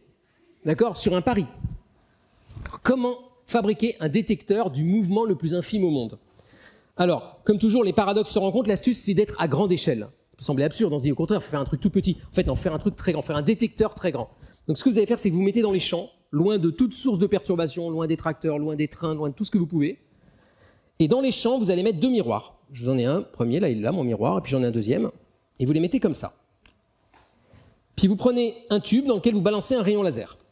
Voilà mon rayon laser, vous le voyez, il est là. Et ce rayon laser, vous le divisez en deux. Oh, ça y est, il est divisé en deux. Et il y en a un qui part par là et un qui part par là. Ils tombent sur un miroir, ils rebondissent, hein, c'est de la lumière, donc ils reviennent. Et là, ils se mélangent. Les physiciens ils disent qu'ils interfèrent. C'est le nom chic pour dire qu'ils se mélangent. Et vous voyez, vu que c'est des ondes, ils se mélangent, donc de temps en temps, il y a une vague qui arrive bien avec une autre vague, et de temps en temps, c'est l'inverse, le bas arrive avec le haut. De temps en temps, ça se détruit, de temps en temps, ça s'ajoute. Et ça n'a aucun intérêt pour l'instant. Donc vous voyez des interférences de laser, super. Ça, on pourrait le faire sur le coin d'une table, on sait très bien le faire en TP, ça marche très bien. Imaginez qu'un des deux miroirs voit passer une onde gravitationnelle. Il bouge. Et donc pendant qu'il bouge, quand le laser va rebondir dessus, le laser il va plus faire exactement la même distance, et donc quand il revient, il se superpose plus exactement de la même manière à lui. Et donc la stratégie, c'est de voir la façon dont les lasers se recombinent et de voir qu'à un moment donné, ça fait et que ça change parce que l'onde gravitationnelle est passée. Alors pourquoi ils utilisent cette technique? C'est parce que c'est la manière la plus fine qu'on sait, qu'on connaît dans les laboratoires pour mesurer une distance. Mais ça suffit pas, évidemment. Alors ça suffit pas pour plein de raisons. La première, c'est que votre miroir, juste à cause des vibrations sismiques du sol, j'imagine même pas quelqu'un qui marche dans la pièce, mais juste le sol lui-même et la Terre elle-même, ça va le faire vibrer, mais énormément plus qu'un milliardième d'atome. D'accord? Alors là, il y a deux stratégies. La première qu'ils ont utilisée, c'est d'essayer d'immobiliser le plus possible le miroir. Alors moi, je pensais qu'ils allaient tout immobiliser, tout calmer, tout. Alors c'est l'inverse, il faut le faire bouger, en fait. C'est-à-dire que si vous faites vibrer un miroir comme ça, vous pouvez essayer chez vous avec un pendule, plus vous faites vibrer vite comme ça, plus le truc s'arrête en fait en dessous. Et si vous faites comme ça, c'est pareil, mais dans ce sens-là. Donc vous le suspendez à des machins que vous faites vibrer, et au bout d'un moment, le miroir, il va se stabiliser, il va plus bouger. Et on peut réellement l'immobiliser complètement, presque complètement. Alors pas au milliardième d'atome. Mais ils y étaient presque. Mais là, malgré tout, le jour où vous détectez un truc, comment vous n'êtes pas sûr que c'est juste un train qui est passé pas loin ou un avion? Et là, la réponse, elle est terrible. Parce qu'elle coûte cher. Donc ça, c'était l'expérience, je vous la montre. On est dans les champs. Vous voyez, les deux tubes, ils font 2 km de long. Alors là, on peut se dire, pourquoi 2 km? Les mecs, vous n'avez qu'à faire 100 km. Et la raison, c'est parce que la Terre est ronde. Et donc la Terre est ronde, donc votre tunnel, à un moment donné, il ne peut pas faire comme ça. Et donc ils ont dû s'arrêter à 2 km à cause de la rondeur de la Terre. Voilà. Pour les platistes, ils ne peuvent pas faire ça. Et donc vous vous souvenez, votre problème, c'est quand ça vibre, comment vous savez que c'est ça? Et bien la réponse, c'est vous en faites un deuxième à l'autre bout des États-Unis, et vous en faites un troisième en Europe. Et si les trois vibrent à peu près au même moment, mais pas tout à fait, c'est peut-être qu'il y a un truc qui est passé. Et vous voyez, vu que ce truc va à la vitesse de la lumière, on est capable de dire si soudain au sud des États-Unis on le détecte, à quel moment il va arriver au nord des États-Unis ou en Italie. Et si les trois ont un signal qui est à peu près la même tête, à peu près avec le bon écart et tout, vous savez que vous tenez une onde gravitationnelle. Et donc ils font ça, ils mettent 15 ans à le fabriquer, et après ils se mettent derrière les pupitres et ils attendent. Et il ne se passe rien. C'est même pire que ça. Un jour ils détectent un signal, et ils le voient, et il est parfait. Ils voient le signal, ils voient le bon signal, au nord des États-Unis, au sud des États-Unis, décalé comme il faut, etc., etc. Ils font toutes les analyses en plus grand secret, parce qu'à la clé vous avez le prix Nobel et tout. Et ils s'apprêtent à faire la conférence de presse, je crois qu'on est en février, pour annoncer la découverte. Et donc juste avant, réunion au sommet, évidemment, avec tous les physiciens qui ont participé au congrès, où on ouvre l'enveloppe, le blind test. Donc ça, c'est une petite coutume chez les physiciens. Pour être sûr que vraiment votre installation elle est bonne et que vous êtes robuste, il y a une équipe secrète qui a le droit de faire des faux signaux pour vous tester. C'est-à-dire qu'il a le droit de faire comme si la machine avait vu un signal, mais elle ne l'a pas vu. Et vous croyez qu'il y a un signal, vous l'analysez tout, donc on teste tous les process et tout. Et puis à la fin, il y a une enveloppe qui dit si c'était un vrai signal ou pas. Et donc ils ouvrent l'enveloppe et c'était un faux signal. Déprime. Hein. Et là, ils se disent on arrête. On arrête. Alors là, n'importe quelle personne sensée se serait dit on arrête, puis on va faire autre chose pour pas perdre notre vie à ça. Et eux se disent on arrête, mais on continue, on essaye d'améliorer l'instrument, parce que c'est sûrement parce qu'on n'a pas eu un instrument assez précis qu'on n'a rien vu. Et ils repartent pour 5 ans de travaux pour améliorer la qualité de leurs mesures. Et ils arrivent à l'améliorer d'un facteur 10, et ils redémarrent en 2015, et 1 mois après, paf, signal. Voilà, là, ils commencent à connaître le truc. Sauf que là, il y a un jeune Allemand, un postdoc allemand qui dit J'ai vu l'équipe des gens qui mettent les faux signaux, ils n'ont pas encore eu le temps de redémarrer. Donc tout le monde est sûr que c'est pas un faux signal. Donc là, ils sont vraiment excités. Pendant 6 mois, ils vont tout tester, tout mesurer, tout voir. Et 2015, un peu plus tard dans l'année, conférence de presse, et ils annoncent ceci. Je vous ai amené l'article avec moi. Alors l'article est exceptionnel. Alors déjà, moi j'adore l'article parce qu'il n'y a pas d'auteur. Je me dis, bon, quand même, ils exagèrent. En fait, les auteurs, ils sont à la fin, parce qu'il y en a trop. Donc là, c'est que des listes d'auteurs. Donc il y a 1000 auteurs. Donc si vous appelez Ab, c'est bon pour vous, parce que vous êtes premier, mais sinon vous êtes dans la masse. Et je vais vous montrer une des plus belles courbes de l'histoire de la science et une des plus chères aussi. Donc ça vaut le coup de la voir avec un beau microscope. Elle est là. Vous la voyez, l'onde gravitationnelle qui arrive. Et là, regardez bien, elle arrive ici, et à côté, en bleu... Ah non, elle est où? Elle est là-haut. Livingston, Louisiana, Hanford, Washington. Ils voient la même, juste décalée un peu dans le temps. Ils savent que c'est une onde gravitationnelle. Les Italiens n'avaient pas eu le temps de redémarrer, mais avec les 2 mesures américaines, pour la première fois, on voit une onde gravitationnelle. Elle ne dure pas longtemps, elle dure un peu moins d'1 seconde. Elle dure quelques centaines de millisecondes. Et pendant quelques centaines de millisecondes, ils vont mesurer cette petite oscillation. Là, n'importe quel physicien qui voit ça dit vraiment, vous n'êtes pas embêté pour la mesure, elle est vraiment sale, votre mesure. Vous savez, en TP, on dirait aux étudiants, vous refaites cette mesure. Là, ils sont en train de mesurer 1/1000 de milliardième d'atomes de mouvement. Et avec ça, ils détectent la première onde gravitationnelle, c'était exactement il y a 10 ans. On vient de fêter l'anniversaire. Et là, on pourrait se dire, bon, bah, c'est super, champagne et tout, mais après, bah voilà, ça y est, on l'a détecté, c'est fini. Et moi, je pensais vraiment ça, je dois être honnête. Quand on m'a raconté ces recherches-là, pour moi, c'était un bel exploit. On avait découvert les ondes gravitationnelles, mais en fait, on savait déjà qu'elles existaient par des mesures indirectes. Et c'était juste, ouais, c'était une belle prouesse, mais je voyais pas trop l'intérêt. J'avais complètement tort. Et ça, c'est les physiciens, les astrophysiciens qui m'ont expliqué. Ils m'ont dit, mais en fait, non, ça n'est que le début. Un peu comme Camerlingons, qui soudain avait de l'hélium liquide et soudain pouvait faire des choses que personne ne pouvait faire. Avec cet instrument soudain, on peut inventer un nouveau type d'astronomie. Soudain, on voit des objets dans l'espace que personne n'avait vu avant. Les trous noirs, par exemple, la fusion des trous noirs encore mieux. Et 2 ans après, d'ailleurs, en 2017, cette fois-ci, c'est les Italiens qui vont détecter en premier un signal très étrange qui a l'air d'être bien plus près. Les trous noirs qu'on avait détectés, là, ceux-là, ils étaient en gros à 1,3 milliard d'années de nous. Et l'onde gravitationnelle a mis 1,3 milliard d'années avant de nous arriver en 2015. Et là, ils détectent un signal qui a l'air d'être bien plus jeune, qui a seulement 150 millions d'années, avec des objets qui ont l'air bien moins lourds que les trous noirs. En fait, ils viennent de détecter pour la première fois, attention, effet spécial, oh, des étoiles à neutrons. Une étoile à neutrons, c'est un soleil en fin de vie qui s'écrase sur lui-même et qui crée un objet hallucinant, qui est un truc qui fait quelques dizaines de kilomètres, mais qui a quand même la masse d'un soleil. Donc à l'intérieur, des températures hallucinantes, des champs magnétiques hallucinants, une densité hallucinante. Et ils ont repéré 2 étoiles à neutrons pour la première fois en train de fusionner. Et depuis, ça a ouvert tout un nouveau champ à cause de cette expérience-là, pas de la précédente, mais de celle-là. Pourquoi? Celle-là, en 2017, au moment où ils la détectent instantanément, ils avaient mis en place tout un système international pour prévenir tous les observatoires d'astronomie, en leur disant, on vient de détecter une onde gravitationnelle, foncez, vous avez que quelques heures. Et là, tous les observatoires pointent leur télescope vers la zone dont on sait d'où vient l'onde, puisqu'on sait à peu près d'où elle vient en ayant comparé l'onde gravitationnelle sur différents détecteurs sur Terre. Ils regardent dans l'espace, et c'est une astrophysicienne au Chili qui va arriver à repérer, tout près de l'endroit d'où ça vient, plein de poussières radioactives bleues assez étranges, qui sont en fait les résidus de l'explosion et de la fusion des 2 étoiles à neutrons.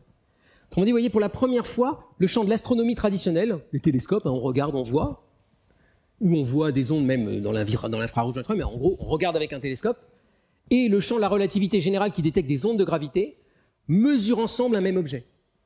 Et donc les informations des uns et des autres se complètent et leur permettent d'avoir une vision bien plus fine de ce qui se passe dans l'espace. Et donc maintenant, on adore cette idée de pouvoir observer un même phénomène de plein de façons différentes, avec plein d'outils différents, et l'un de ces outils, c'est ces espèces de tubes dans les champs. Alors comme toujours, on aime bien dire aux gens, bon alors c'est quoi l'étape suivante? Et alors l'étape suivante, c'est le projet LISA. Donc je dis, on fait la même chose, mais dans l'espace. Je leur dis, mais vous regardez déjà dans l'espace. Ah non, non, non, c'est le détecteur qu'on envoie dans l'espace. Et donc là, l'idée, c'est de se dire, vous vous souvenez, hein, j'envoie mes lasers comme ça, ils rebondissent, ils reviennent, et on est limité à 2 km. Mais si vous êtes dans l'espace, vous êtes plus limité. Prenez un satellite avec un miroir, vous l'envoyez. Prenez un autre satellite avec un autre miroir, vous l'envoyez. Prenez votre laser, vous les envoyez. Vous pouvez faire ça sur 10 000 km si vous voulez, si vous visez bien. Il n'y a plus de problème de terre ronde par ronde ou je sais pas quoi. Et donc on pourrait avoir des détecteurs d'ondes gravitationnelles absolument incroyables de sensibilité si on arrivait à le faire dans l'espace. Et c'est le projet LISA qui est actuellement développé par, je crois, l'Agence spatiale européenne et la NASA. Si j'essaie de résumer un petit peu tout ce qu'on a vu au long de ces 4 découvertes, et qu'on essaie de voir un peu les points communs. On a vu l'objet le plus rond, on a vu la balance la plus précise, on a vu la pression la plus élevée et le mouvement le plus infime. C'était vos choix. Alors il y a plusieurs points communs. Le premier, c'est qu'à chaque fois, c'est des technologies incroyables. C'est vraiment le top du top de ce que savent faire les êtres humains.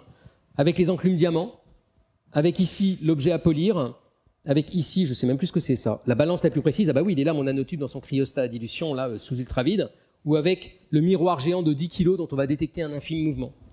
Et donc c'est des endroits où pour battre des records et arriver vraiment à faire des mesures absolument extrêmes, il va falloir dépasser des enjeux et des défis technologiques absolument incroyables.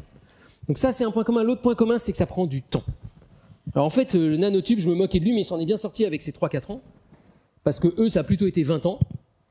Eux, pour faire l'objet, ça a plutôt été 15-20 ans, si je compte les Australiens. Et les enclumes diamants, c'est une histoire qui a duré 50-60 ans avant d'arriver à faire des bonnes enclumes diamants. Donc la science, elle prend du temps. Elle prend un temps très long par rapport à nos temps à nous. Je parle même pas du temps des réseaux sociaux, mais par rapport au temps de nos sociétés. Et donc c'est compliqué de le justifier aussi vis-à-vis du grand public. C'est-à-dire de dire, est-ce que vous voulez vraiment mettre vos impôts pour essayer de fabriquer un machin? Ça va prendre 20 ans et on n'est pas sûr qu'on mesure un truc à la fin. Et quand on va le mesurer, on n'est pas trop sûr que ça soit utile. Et donc la question, c'est est-ce que ça se justifie vraiment? Nous, ça nous amuse bien ce soir, mais est-ce que vraiment, il faut mettre tous ces chercheurs et ces chercheuses là-dessus? Je ne sais pas quoi répondre. J'aimerais dire oui, évidemment. Alors, un des arguments, c'est oui, évidemment, parce qu'au passage, on développe plein de technologies qui vont être très utiles pour les sociétés. Moi, je ne suis pas totalement convaincu par cet argument. En particulier à l'aune des crises environnementales et climatiques qui nous tombent dessus, il y a des choses peut-être plus urgentes à faire que s'amuser à faire joujou dans ces accélérateurs. En plus, c'est une empreinte carbone qui n'est pas négligeable. Voilà, c'est quand même de la gnognotte par rapport à d'autres empreintes carbone de notre société, souvent plus inutiles, mais quand même. Et donc moi je trouve que pour défendre ce genre d'expérience, moi je dirais qu'il y a seulement peut-être 2-3 arguments. Il y en a un, c'est de dire, au passage, on forme beaucoup de scientifiques qui, eux, après, vont aller irriguer dans toutes les couches de la société, mais qui auront appris une méthode de travail incroyable. C'est-à-dire, ils seront confrontés aux problèmes les plus durs, ils auront dû bosser avec des milliers de personnes de super haut niveau et collaborer ensemble. Et donc ça va leur apprendre des méthodes de négociation, de discussion, d'expertise absolument incroyables qui pourraient servir pour le coup pour traiter d'autres problèmes dans nos sociétés. On n'est pas dans des démocraties, là, on est plutôt dans des trucs d'expertise et de se dire comment on utilise la parole des experts pour prendre des décisions sur des temps longs. Et ça ressemble un peu à ce qu'on va devoir affronter dans les mois et les années à venir. Donc il y a cette idée de formation, il y a cette idée de méthode. Et je crois, moi, que la vraie justification, c'est de dire ça fait avancer les connaissances de l'humanité et ça suffit à notre bonheur. Alors c'est un peu léger, hein, quand on a les crises qui vont nous arriver dessus. Est-ce que vraiment on veut avancer les connaissances de l'humanité? Mais il faut se demander aussi pourquoi on se bat. Moi, c'est mon argument, c'est de me dire je veux bien faire des sacrifices, je veux bien ne plus prendre l'avion, je veux bien arrêter de manger de la viande, je veux bien essayer de faire des efforts, et puis au niveau d'une société de façon bien plus considérable, mais il faut que je sache pourquoi je me bats. Qu'est-ce qui compte pour moi dans l'humanité que j'ai envie de défendre? Alors moi, j'ai envie de défendre le cinéma, j'aime beaucoup le cinéma, j'ai envie de défendre la littérature, l'art, et j'ai envie d'une certaine manière de défendre ces expériences. J'ai envie de défendre l'idée qu'une des noblesses de l'humanité, c'est d'essayer de faire repousser les frontières de nos connaissances, même si ça sert à rien. Et vous voyez que c'est pas un pari si simple par les temps qui courent. Alors moi, mon seul raisonnement, c'est de dire comparons quand même à d'autres choses qui, pour le coup, me semblent beaucoup plus inutiles et qu'on pourrait virer en premier avant de virer celle-là. Oui, c'est pas terrible hein, comme argument. Mais c'est ce que j'ai pour défendre, en tous les cas, l'existence de ces expériences qui, moi, me fascinent complètement. Merci.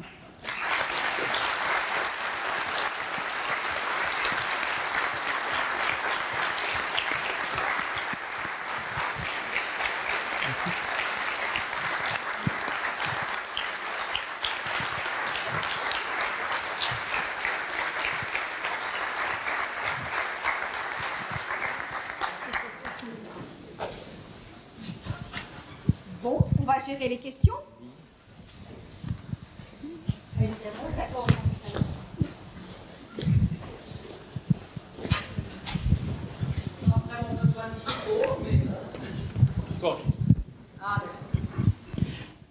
Je ne sais pas si je vais réussir à bien m'exprimer parce que je ne suis pas une scientifique.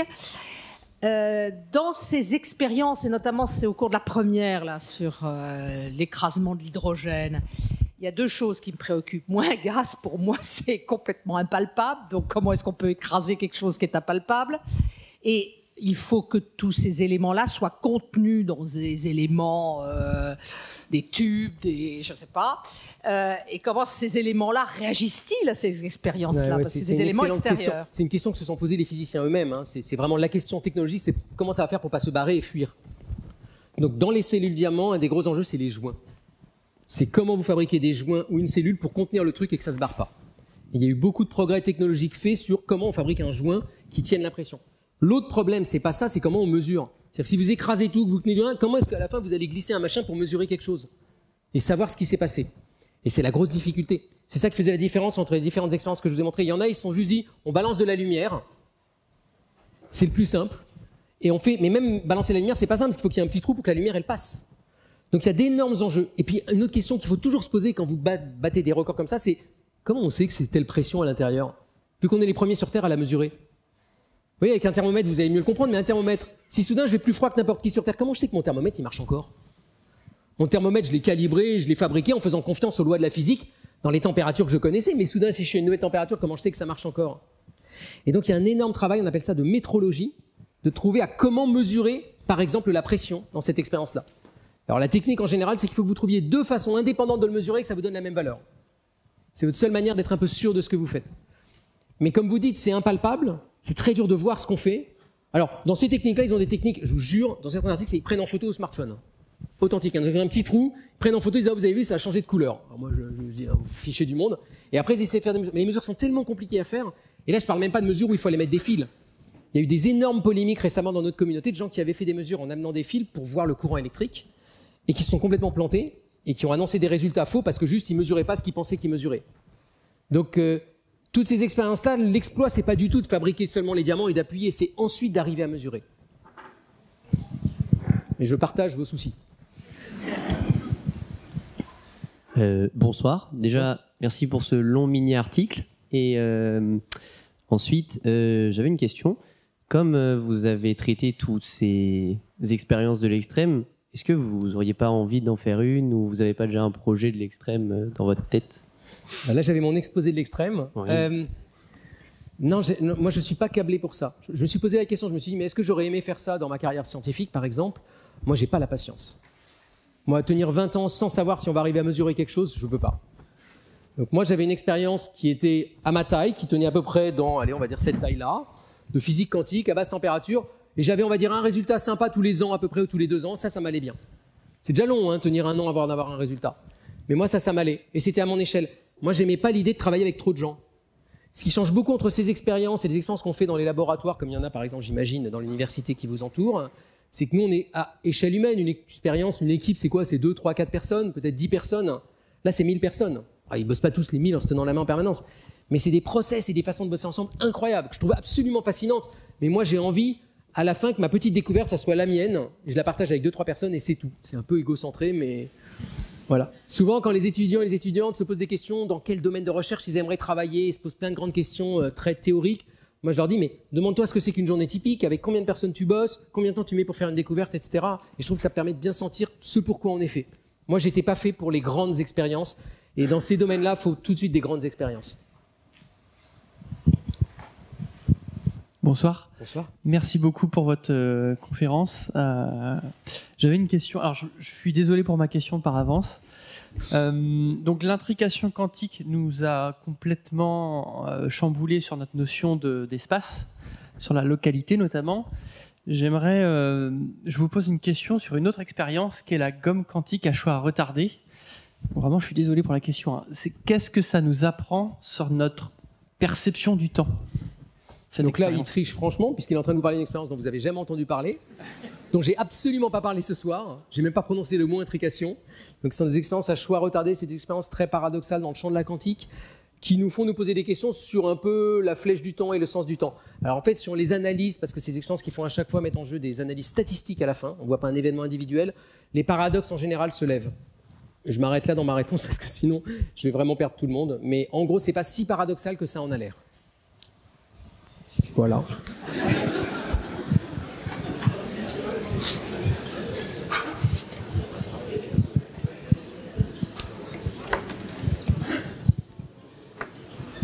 Bonsoir.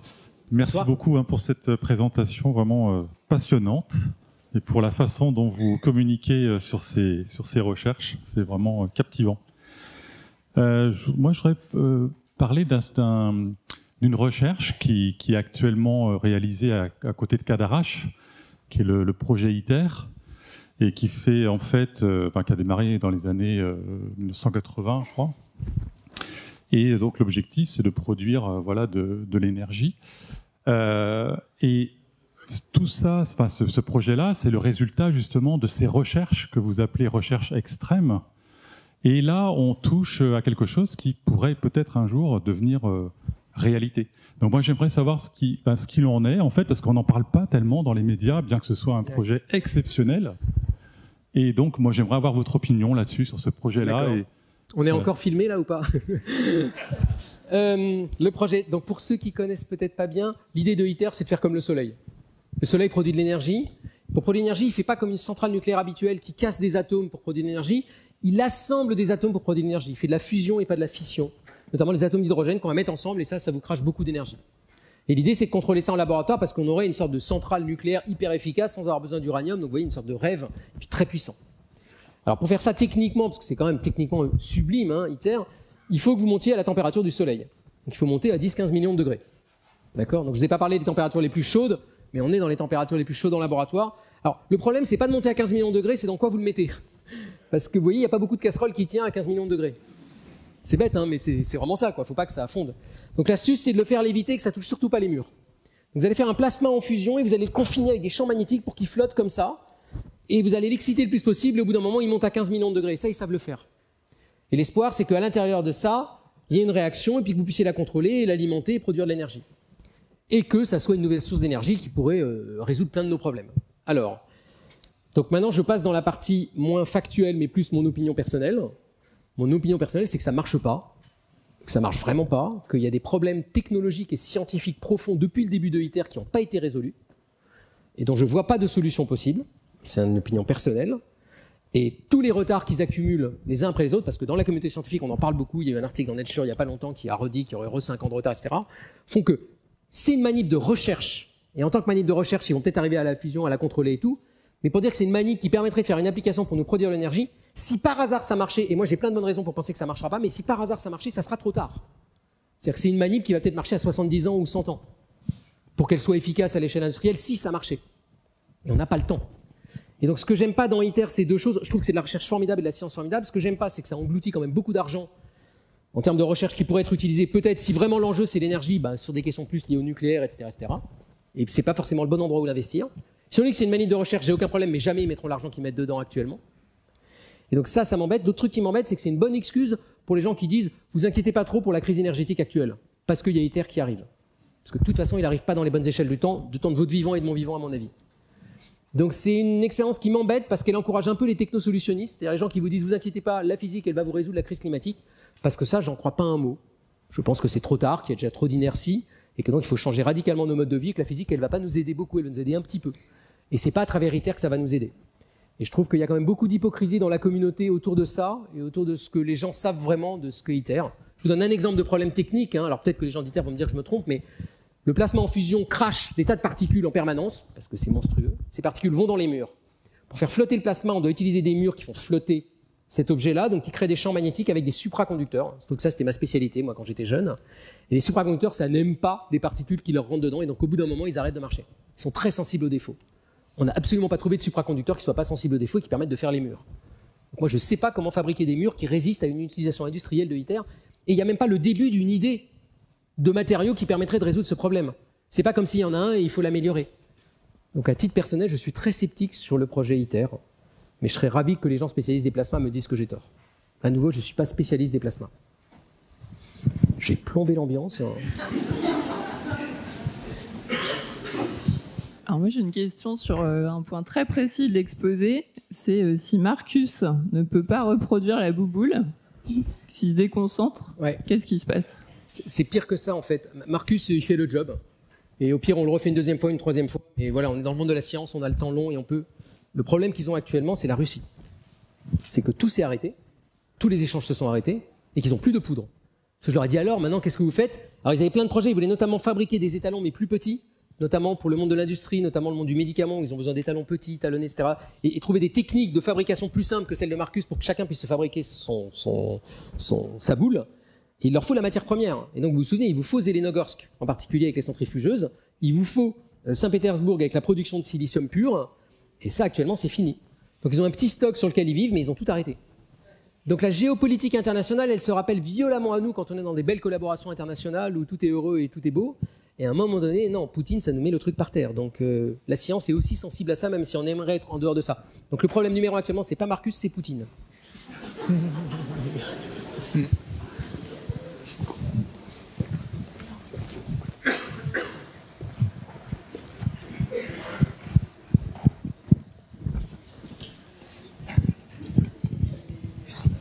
Bonsoir.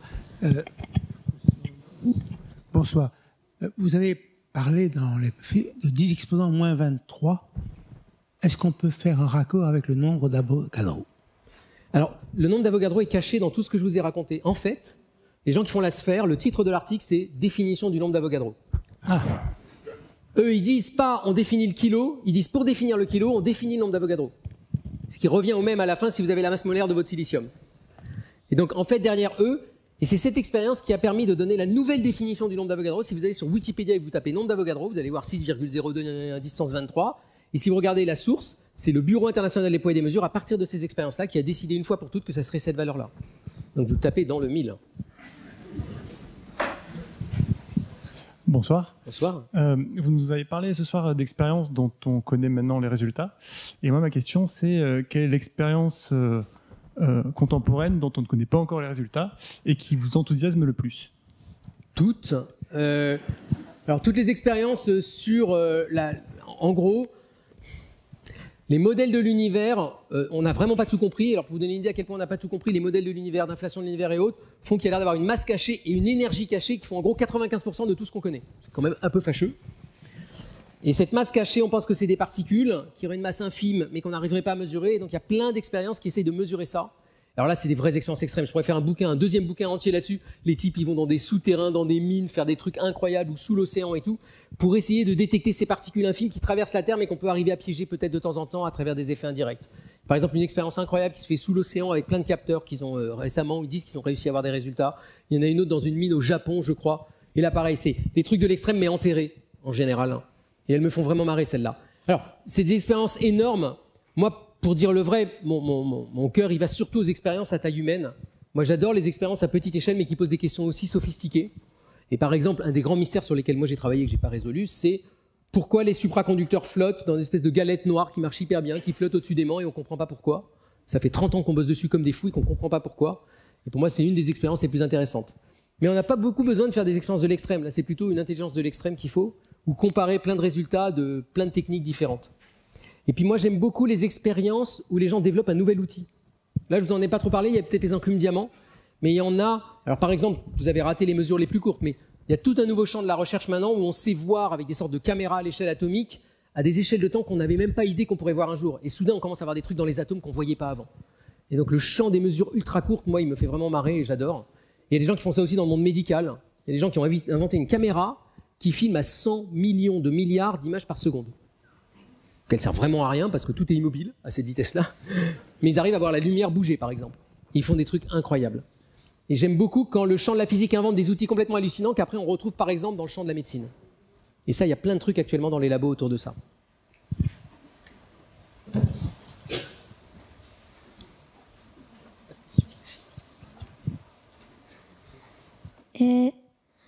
Quand vous dites que l'hélium, l'hydrogène, il descendait et qu'après il disparaît, c'est qu'on n'arrive plus à le détecter ou c'est qu'il se passe une autre chose? L'hélium, l'hydrogène, il est sous une autre forme? Eh bien, ils ne savaient pas. Et ils ont été se coucher sans savoir. Il avait disparu. Et c'est en revenant le lendemain matin et en refaisant l'expérience à l'envers qu'ils l'ont vu réapparaître. Et ils ont compris qu'en fait, il s'était solidifié, c'était devenu un petit bout de métal. Vraiment comme le métal dans une cuillère. Okay. Et ça, c'est que le lendemain matin qu'ils l'ont vu. Mais sur le coup, ils ont cru qu'il avait disparu, qu'il avait fui, qu'il était parti dans la pièce, en fait. Dans l'air de la pièce.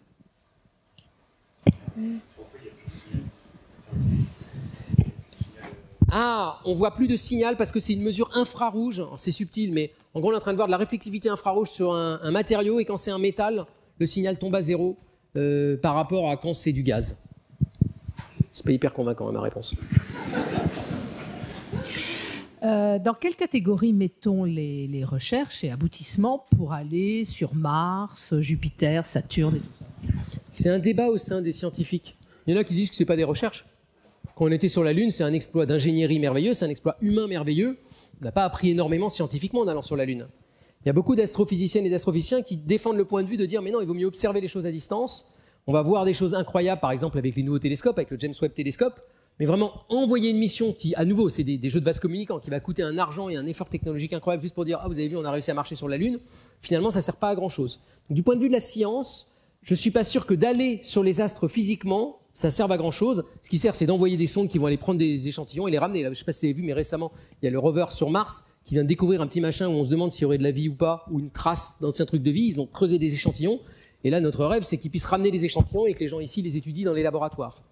Donc moi, je crois beaucoup à l'idée de l'observation. Je crois beaucoup à l'idée de ramener des trucs. À l'idée d'envoyer des humains, je trouve que ça met en jeu d'autres questions qui concernent toute l'humanité, mais qui ne concernent pas spécifiquement les scientifiques. Et d'utiliser l'argument du « c'est hyper utile pour la science », moi, je le trouve un peu moyen. Donc, par exemple, je ne suis pas sûr que ce soit hyper utile pour la science d'envoyer l'homme sur Mars. Et donc, moi, juste envoyer des sondes, ça me va. Par contre, envoyer des sondes pour aller faire des mesures, les recherches qu'on fait, c'est pour mieux comprendre l'espace et parfois, de façon indirecte, mieux comprendre aussi la Terre. C'est en comprenant la géologie ou le champ magnétique d'autres objets comme Mars ou autres, ça nous permet de mieux comprendre qui on est nous-mêmes. Oui, mais justement, les recherches qui sont nécessaires pour envoyer des sondes et récupérer des choses, ouais. C'est dans le domaine de votre physique extrême. C'est de l'ingénierie. C'est-à-dire que vous voyez, là, il y a des enjeux vraiment technologiques, mais d'ingénieurs qui sont, il faut que le truc il tienne le coup quand le soleil va arriver comme ça, il faut qu'il ait assez d'énergie, il faut mettre la voile solaire comme ça, etc. etc. Donc c'est des merveilleuses questions technologiques. Pour moi, ça ne met pas en jeu des questions scientifiques. C'est-à-dire que je ne me pose pas soudain la question, est-ce que la chimie va être différente? Je ne me pose pas la question, est-ce que je crée un nouvel état? Je me pose juste la question, comment mon moteur il fait que mon truc il arrive et qu'il atterrisse. Et donc je ne pense pas que c'est là que se joue la recherche fondamentale. Voilà, je le dirais comme ça. Mais par contre, c'est la très belle recherche appliquée. J'avais une toute petite question. Est-ce que finalement quelqu'un a repesé le kilo de sèvres par rapport à la boule de Marcus? Et est-ce qu'on était loin? Tu vois qu'en fait, on s'est débarrassé de cette question. C'est-à-dire que maintenant, on a dit, c'est pire que ça. C'est pas seulement qu'on a redéfini, on s'est dit, tiens, on a un nouveau kilo maintenant qui marche mieux en Allemagne. C'est qu'on a redéfini la façon de penser le kilo et de penser les unités. C'est hyper profond. C'est qu'on a dit, on va arrêter de dire qu'une unité comme un kilo, c'est un objet qu'on mesure quelque part. On va plutôt se donner une sorte de méthode universelle qui part des constantes fondamentales, ça devient perché, hein, mais voilà, et notamment dans ce cas-là, la constante de Planck et le nombre d'Avogadro, et qui vont nous permettre de remonter à toutes les unités comme ça. Et donc ça a vraiment été une révolution pour les scientifiques de se dire, on arrête d'avoir des objets physiques qui mesurent, des étalons, et on pense le truc autrement, et on inverse la façon de penser les unités. Et c'est ça qu'ils ont fait, c'est-à-dire qu'en 2018, c'était bien plus fort que juste de dire, bon, on arrête Sèvres maintenant et on passe sur l'objet rond. C'était de dire, maintenant, les unités, on les définit à partir de constantes fondamentales. Alors, pour la petite anecdote, les gens de ces expériences-là, notamment les expériences au Canada et aux États-Unis dont je vous ai parlé, ils ont participé au congrès, ils étaient tout fiers et tout, c'était leur expérience. Et à la fin du congrès, pour vous montrer que les scientifiques peuvent être un peu, voilà, ils se sont fait tatouer sur le bras la nouvelle constante universelle de la constante de Planck. Et alors, il se trouve qu'elle a beaucoup de chiffres, quoi. Donc, il y a une photo où ils sont tous les quatre comme ça à montrer. Alors, c'est très drôle parce qu'il y a la femme de l'équipe qui, elle est pas con, elle se les fait au henné. Et t'as tous les mecs hyper fiers et qui ont leur constante de Planck qui leur remonte tout le bras comme ça. Donc voilà, c'est plus profond. Et donc en fait, la question de est-ce que le kilo de Sèvres il est encore bon, elle est même plus bonne. On définit plus le kilo comme ça maintenant. Maintenant, on définit des constantes qui nous permettent de comprendre ce que sont les étalons ensuite. Et après, il y a un site qui vous donne les mises au pratique. Donc il vous donne des recettes de cuisine en vous disant, voilà, vous voulez fabriquer un degré, ben on vous dit comment fabriquer, et puis il vous donne une recette et il faut la suivre. Ceci dit, aujourd'hui, quand on est fabricant de balance, on doit contrôler les balances, et ça c'est quelque chose de très important. Contrôler au parlez au micro. Je répéterai la question, Je veux dire, bon, le contrôle, ça se fait encore avec des poids. Alors, la question c'est, mais comment ils font finalement Tefal et compagnie pour calibrer leur balance? La réponse, c'est oui, ils ont des kilos, tant qu'on n'a pas besoin de grande précision, le truc de Sèvres, il nous va bien, on n'est pas au microgramme près quand on se fait chez nous. Quand ils ont besoin de masse vraiment étalonnée, fine, c'est cette nouvelle méthodologie qu'ils doivent utiliser. Ils n'ont plus le droit d'utiliser le kilo de Sèvres. Donc quand on est dans des cas très raffinés et très précis, y compris chez des fabricants de balance, alors pas une balance pour se peser dans sa salle de bain, mais par exemple une balance pour peser des masses de petits médicaments ou de petits trucs très délicats, eh ben, ils doivent redéfinir la façon de fabriquer les étalons. Et pareil pour la thermométrie, on a réinventé la façon de définir les thermomètres récemment, et ils vont devoir en passer par là. Mais ça, c'est si vous cherchez le 6e chiffre après la virgule. Mais c'est le cas de certains fabricants de balance. Oui, bonsoir. On sait que les expériences de laboratoire quittent parfois les laboratoires et puis entrent dans le monde de la vie concrète, en fait, de la vie de tous les jours. Je pense au laser. Tout le monde a un lecteur CD ou DVD chez lui. Parmi les expériences que vous avez présentées, qui sont toutes plus folles les unes que les autres, est-ce qu'il y en a une pour laquelle vous pourriez envisager un jour, dans un futur lointain, une application concrète pour chacun d'entre nous? Ouais, mais vous les avez pas choisis, vous avez choisi les autres. Non, mais le nanotube de carbone là qui vibre, c'est des capteurs qui servent maintenant dans toute l'industrie de la microélectronique. Donc vos smartphones et compagnie, ils sont fabriqués dans ce genre d'usine qui utilisent ce genre de capteurs en silicium. Donc toutes les nanosciences, par exemple, émergent de ce genre de champ de recherche. Autre exemple, je vous montrais le microscope le plus puissant, ça commence à savoir faire des trucs, par exemple, dans le champ médical, qui là va vous toucher vraiment, pour mieux comprendre des objets biologiques, par exemple. Et très souvent, tous ces outils qu'on développe pour les physiciens, pour se faire plaisir et jouer entre nous, parce que c'est quand même ça, après, ils vont servir dans d'autres champs de la recherche, parfois avec plus d'applications que dans la physique fondamentale. Et je pense à la médecine, je pense à la biologie, etc., etc.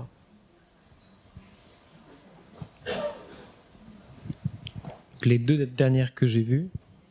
Et juste pour répondre, la chimie des hautes pressions, c'est ce qui fait que le monde n'est pas en famine actuellement. C'est-à-dire que c'est ça qui permet notamment de faire des engrais azotés ou des choses comme ça, la chimie à haute température ou à haute pression, et qui permet de faire vivre, disons, 2/3 de l'humanité. Alors je ne dis pas que c'est bien les engrais azotés, mais c'est pour l'instant le seul truc qu'on a sous la main pour nourrir l'humanité. Donc toute cette chimie sous haute pression, par exemple, elle est hyper précieuse. Oui. Bonsoir. Bonsoir. Déjà, merci pour cet exposé, c'était vraiment excellent. Et ensuite, ma question, c'est comment est-ce qu'on fait pour se retrouver à travailler sur ce genre d'expérience et de projets aussi grands, déjà au niveau des études, et aussi comment est-ce qu'on trouve ce genre d'offre d'emploi, probablement pas sur Pôle emploi ou ce genre de choses. Donc voilà. Alors, le chemin, il y a deux chemins, on va dire. Le chemin traditionnel, c'est faire des études scientifiques, donc ça par exemple de physique, ensuite faire un master, ensuite faire une thèse, et dès la thèse, on peut choisir d'aller bosser dans ces labos. Hein. Ça recrute, hein, parce qu'il faut du monde. Et ce qui fait tourner les manips, c'est les étudiants en thèse, hein, soyons honnêtes. Hein. Donc il y a des centaines ou des milliers d'étudiants en thèse qui travaillent sur tout ce type d'expérience. Donc ça, c'est la réponse évidente. Et puis après, est-ce qu'on veut faire sa vie dedans? Une fois qu'on a fait une thèse, on sait si on aime ou pas. Donc mon conseil, c'est déjà faire un stage, puis une thèse, et puis on voit. Mais il n'y a pas que ça. C'est-à-dire qu'il y a besoin de plein de corps de métier. Il y a besoin de sacrés informaticiens. Il y a besoin de sacrés ingénieurs. Il y a besoin de sacrés soudeurs. Et donc il y a vraiment le top du top de plein de corps de métier qui doivent se mettre ensemble pour bosser. Et donc parfois l'illusion de se dire je dois être un super physicien pour participer à ces expériences, pas du tout en fait. Il y a beaucoup de gens qui participent à ces expériences et à cette aventure collective et qui ne sont pas du tout physiciens. Plein de gens par exemple dans le champ de la communication, de l'administration, dans le champ des ateliers de mécanique. Il faut beaucoup de monde pour faire. Moi dans mon labo, la moitié du labo, c'est des enseignants-chercheurs ou des gens du CNRS qui sont des chercheurs à temps plein. L'autre moitié, c'est des gens qui ne sont pas chercheurs, pas physiciens, qui sont ingénieurs, qui sont techniciens, qui sont administratifs, etc., etc. Donc, je dirais, selon ses compétences personnelles, il y a plein de manières d'y arriver. Moi, souvent, j'ai des gens qui me disent « Ah, mais moi, ce que je veux, c'est résoudre les grandes équations du monde et tout. Il n'y a que ça qui m'intéresse et rien d'autre. » S'ils ont le talent, tant mieux. Mais il n'y en a pas beaucoup en général. Hein. Mais à la fin, il y a plein d'autres chemins possibles pour aller vers le monde de la recherche, par exemple de l'astronomie dont on parlait, et qui ne sont pas directement d'être chercheurs là-dedans. Si on veut vraiment faire de la recherche là-dedans, mon conseil, c'est pas seulement raisonner sur « Oh, moi, j'ai envie de résoudre, je sais pas, les trous noirs, les trucs, ça a l'air attrayant, parce que j'en ai parlé de façon sympa. » C'est toujours réfléchir à la question du quotidien. On pense jamais à « C'est quoi une journée typique de boulot ?» Et alors, quand on demande aux gens « Mais alors vous, c'est quoi votre journée typique de boulot ?» Il y en a, c'est juste, on est devant un ordinateur. Les gens qui bossent en astrophysique, maintenant, on est devant un ordinateur à analyser des images qui viennent du satellite ou qui viennent du télescope, mais on n'y va pas physiquement. Donc c'est quand même un monde d'informatique pur et dur, quoi. Il y en a, c'est moi, je passe ma journée à réparer des fuites, le monde des basses températures. Enfin voilà. Et donc, savoir ce que c'est qu'une vraie journée de boulot, comment on la passe, moi je trouve ça intéressant parce que ça permet de voir ce qu'on aime et ce qu'on n'aime pas. Avec combien de personnes combien il y a de vacances, combien de fois on va à l'étranger, etc., etc. Donc ça, c'est vrai pour tous les métiers, je pense. Merci beaucoup pour la présentation. Je voulais vous demander votre avis sur la suite de ces projets scientifiques. Aujourd'hui, il y a pas mal de scientifiques qui disent que dans le monde du publisher perish, on ne peut plus faire des projets X qui dit qu'il n'aurait pas pu découvrir le boson comme la science l'est aujourd'hui. Qu'est-ce que vous en pensez pour la suite de ces projets-là? Alors c'est compliqué. Donc déjà, je suis très très mauvais pour prévoir le futur. À chaque fois que j'essaie de prévoir le futur, c'est une catastrophe. Il y a une conférence de moi il y a 10 ans où j'ai dit voilà ce qui va se passer dans 10 ans. Je pense que j'ai absolument faux à tous les trucs. On est clairement à un point de bascule pour deux raisons. On est à un point de bascule du point de vue politique. Si on voit ce qui se passe du côté des États-Unis notamment, qui était quand même le fer de lance, maintenant c'est la Chine qui les remplace. Et tout ce qu'a fait Trump contre la science fondamentale, on va dire. Et on sent quand même, il y a toute une partie de la population qui dit il y en a marre, arrêtons de donner notre argent à cette recherche fondamentale qui ne sert à rien. Voilà. Et c'est quand même, en train de monter aussi avec tous les extrémismes et tous les populismes, il faut quand même le dire. Donc il y a cette menace-là, et il y a l'autre menace, qui est le fait qu'on a une crise écologique et environnementale à affronter, et qu'il faut aussi choisir nos priorités. Là, toutes les expériences, quand même, je bloque un certain nombre de cerveaux là-dessus qui seraient peut-être plus utiles ailleurs. Et c'est des bons cerveaux, hein. C'est des bons ingénieurs, c'est des bons scientifiques. Est-ce qu'il ne faut pas tous leur dire maintenant, arrêtez vos bêtises et réfléchissez à des façons d'être plus frugales et de faire de la science autrement, etc., et puis de trouver des solutions face à la crise environnementale. Ce que je peux juste dire, c'est que c'est une question que se pose beaucoup la communauté actuellement. Nous-mêmes, dans mon équipe, on vient de finir une expo qui s'appelle « Ça chauffe chez les scientifiques », voilà, et où on a interviewé plein de collègues en leur disant « Et alors toi, est-ce que ça te préoccupe la crise climatique ?» Et il y en a, ils disent « Mais moi, j'ai changé de sujet de recherche. Moi, j'ai arrêté. » Il y en a d'autres qui disent « Moi, maintenant, j'arrête et je ne vais plus à 3 conférences par an, je ne vais plus qu'à 2 conférences par an en avion. » Vous voyez, il y a des degrés différents de prise de conscience, mais je pense qu'ils traversent toute notre société. Et en particulier chez les scientifiques, il y a ce truc violent que les scientifiques, c'est ceux qui comprennent le mieux, peut-être d'un point de vue cartésien, les problèmes qui nous arrivent dessus. Genre, le GIEC, c'est des scientifiques, et on comprend ce que c'est qu'une inertie, on comprend ce que c'est qu'un réchauffement global. Donc les scientifiques sérieux, ils savent assez facilement comprendre le problème et l'analyser, donc ils ne peuvent pas se planquer en disant « mais on n'est pas sûr ».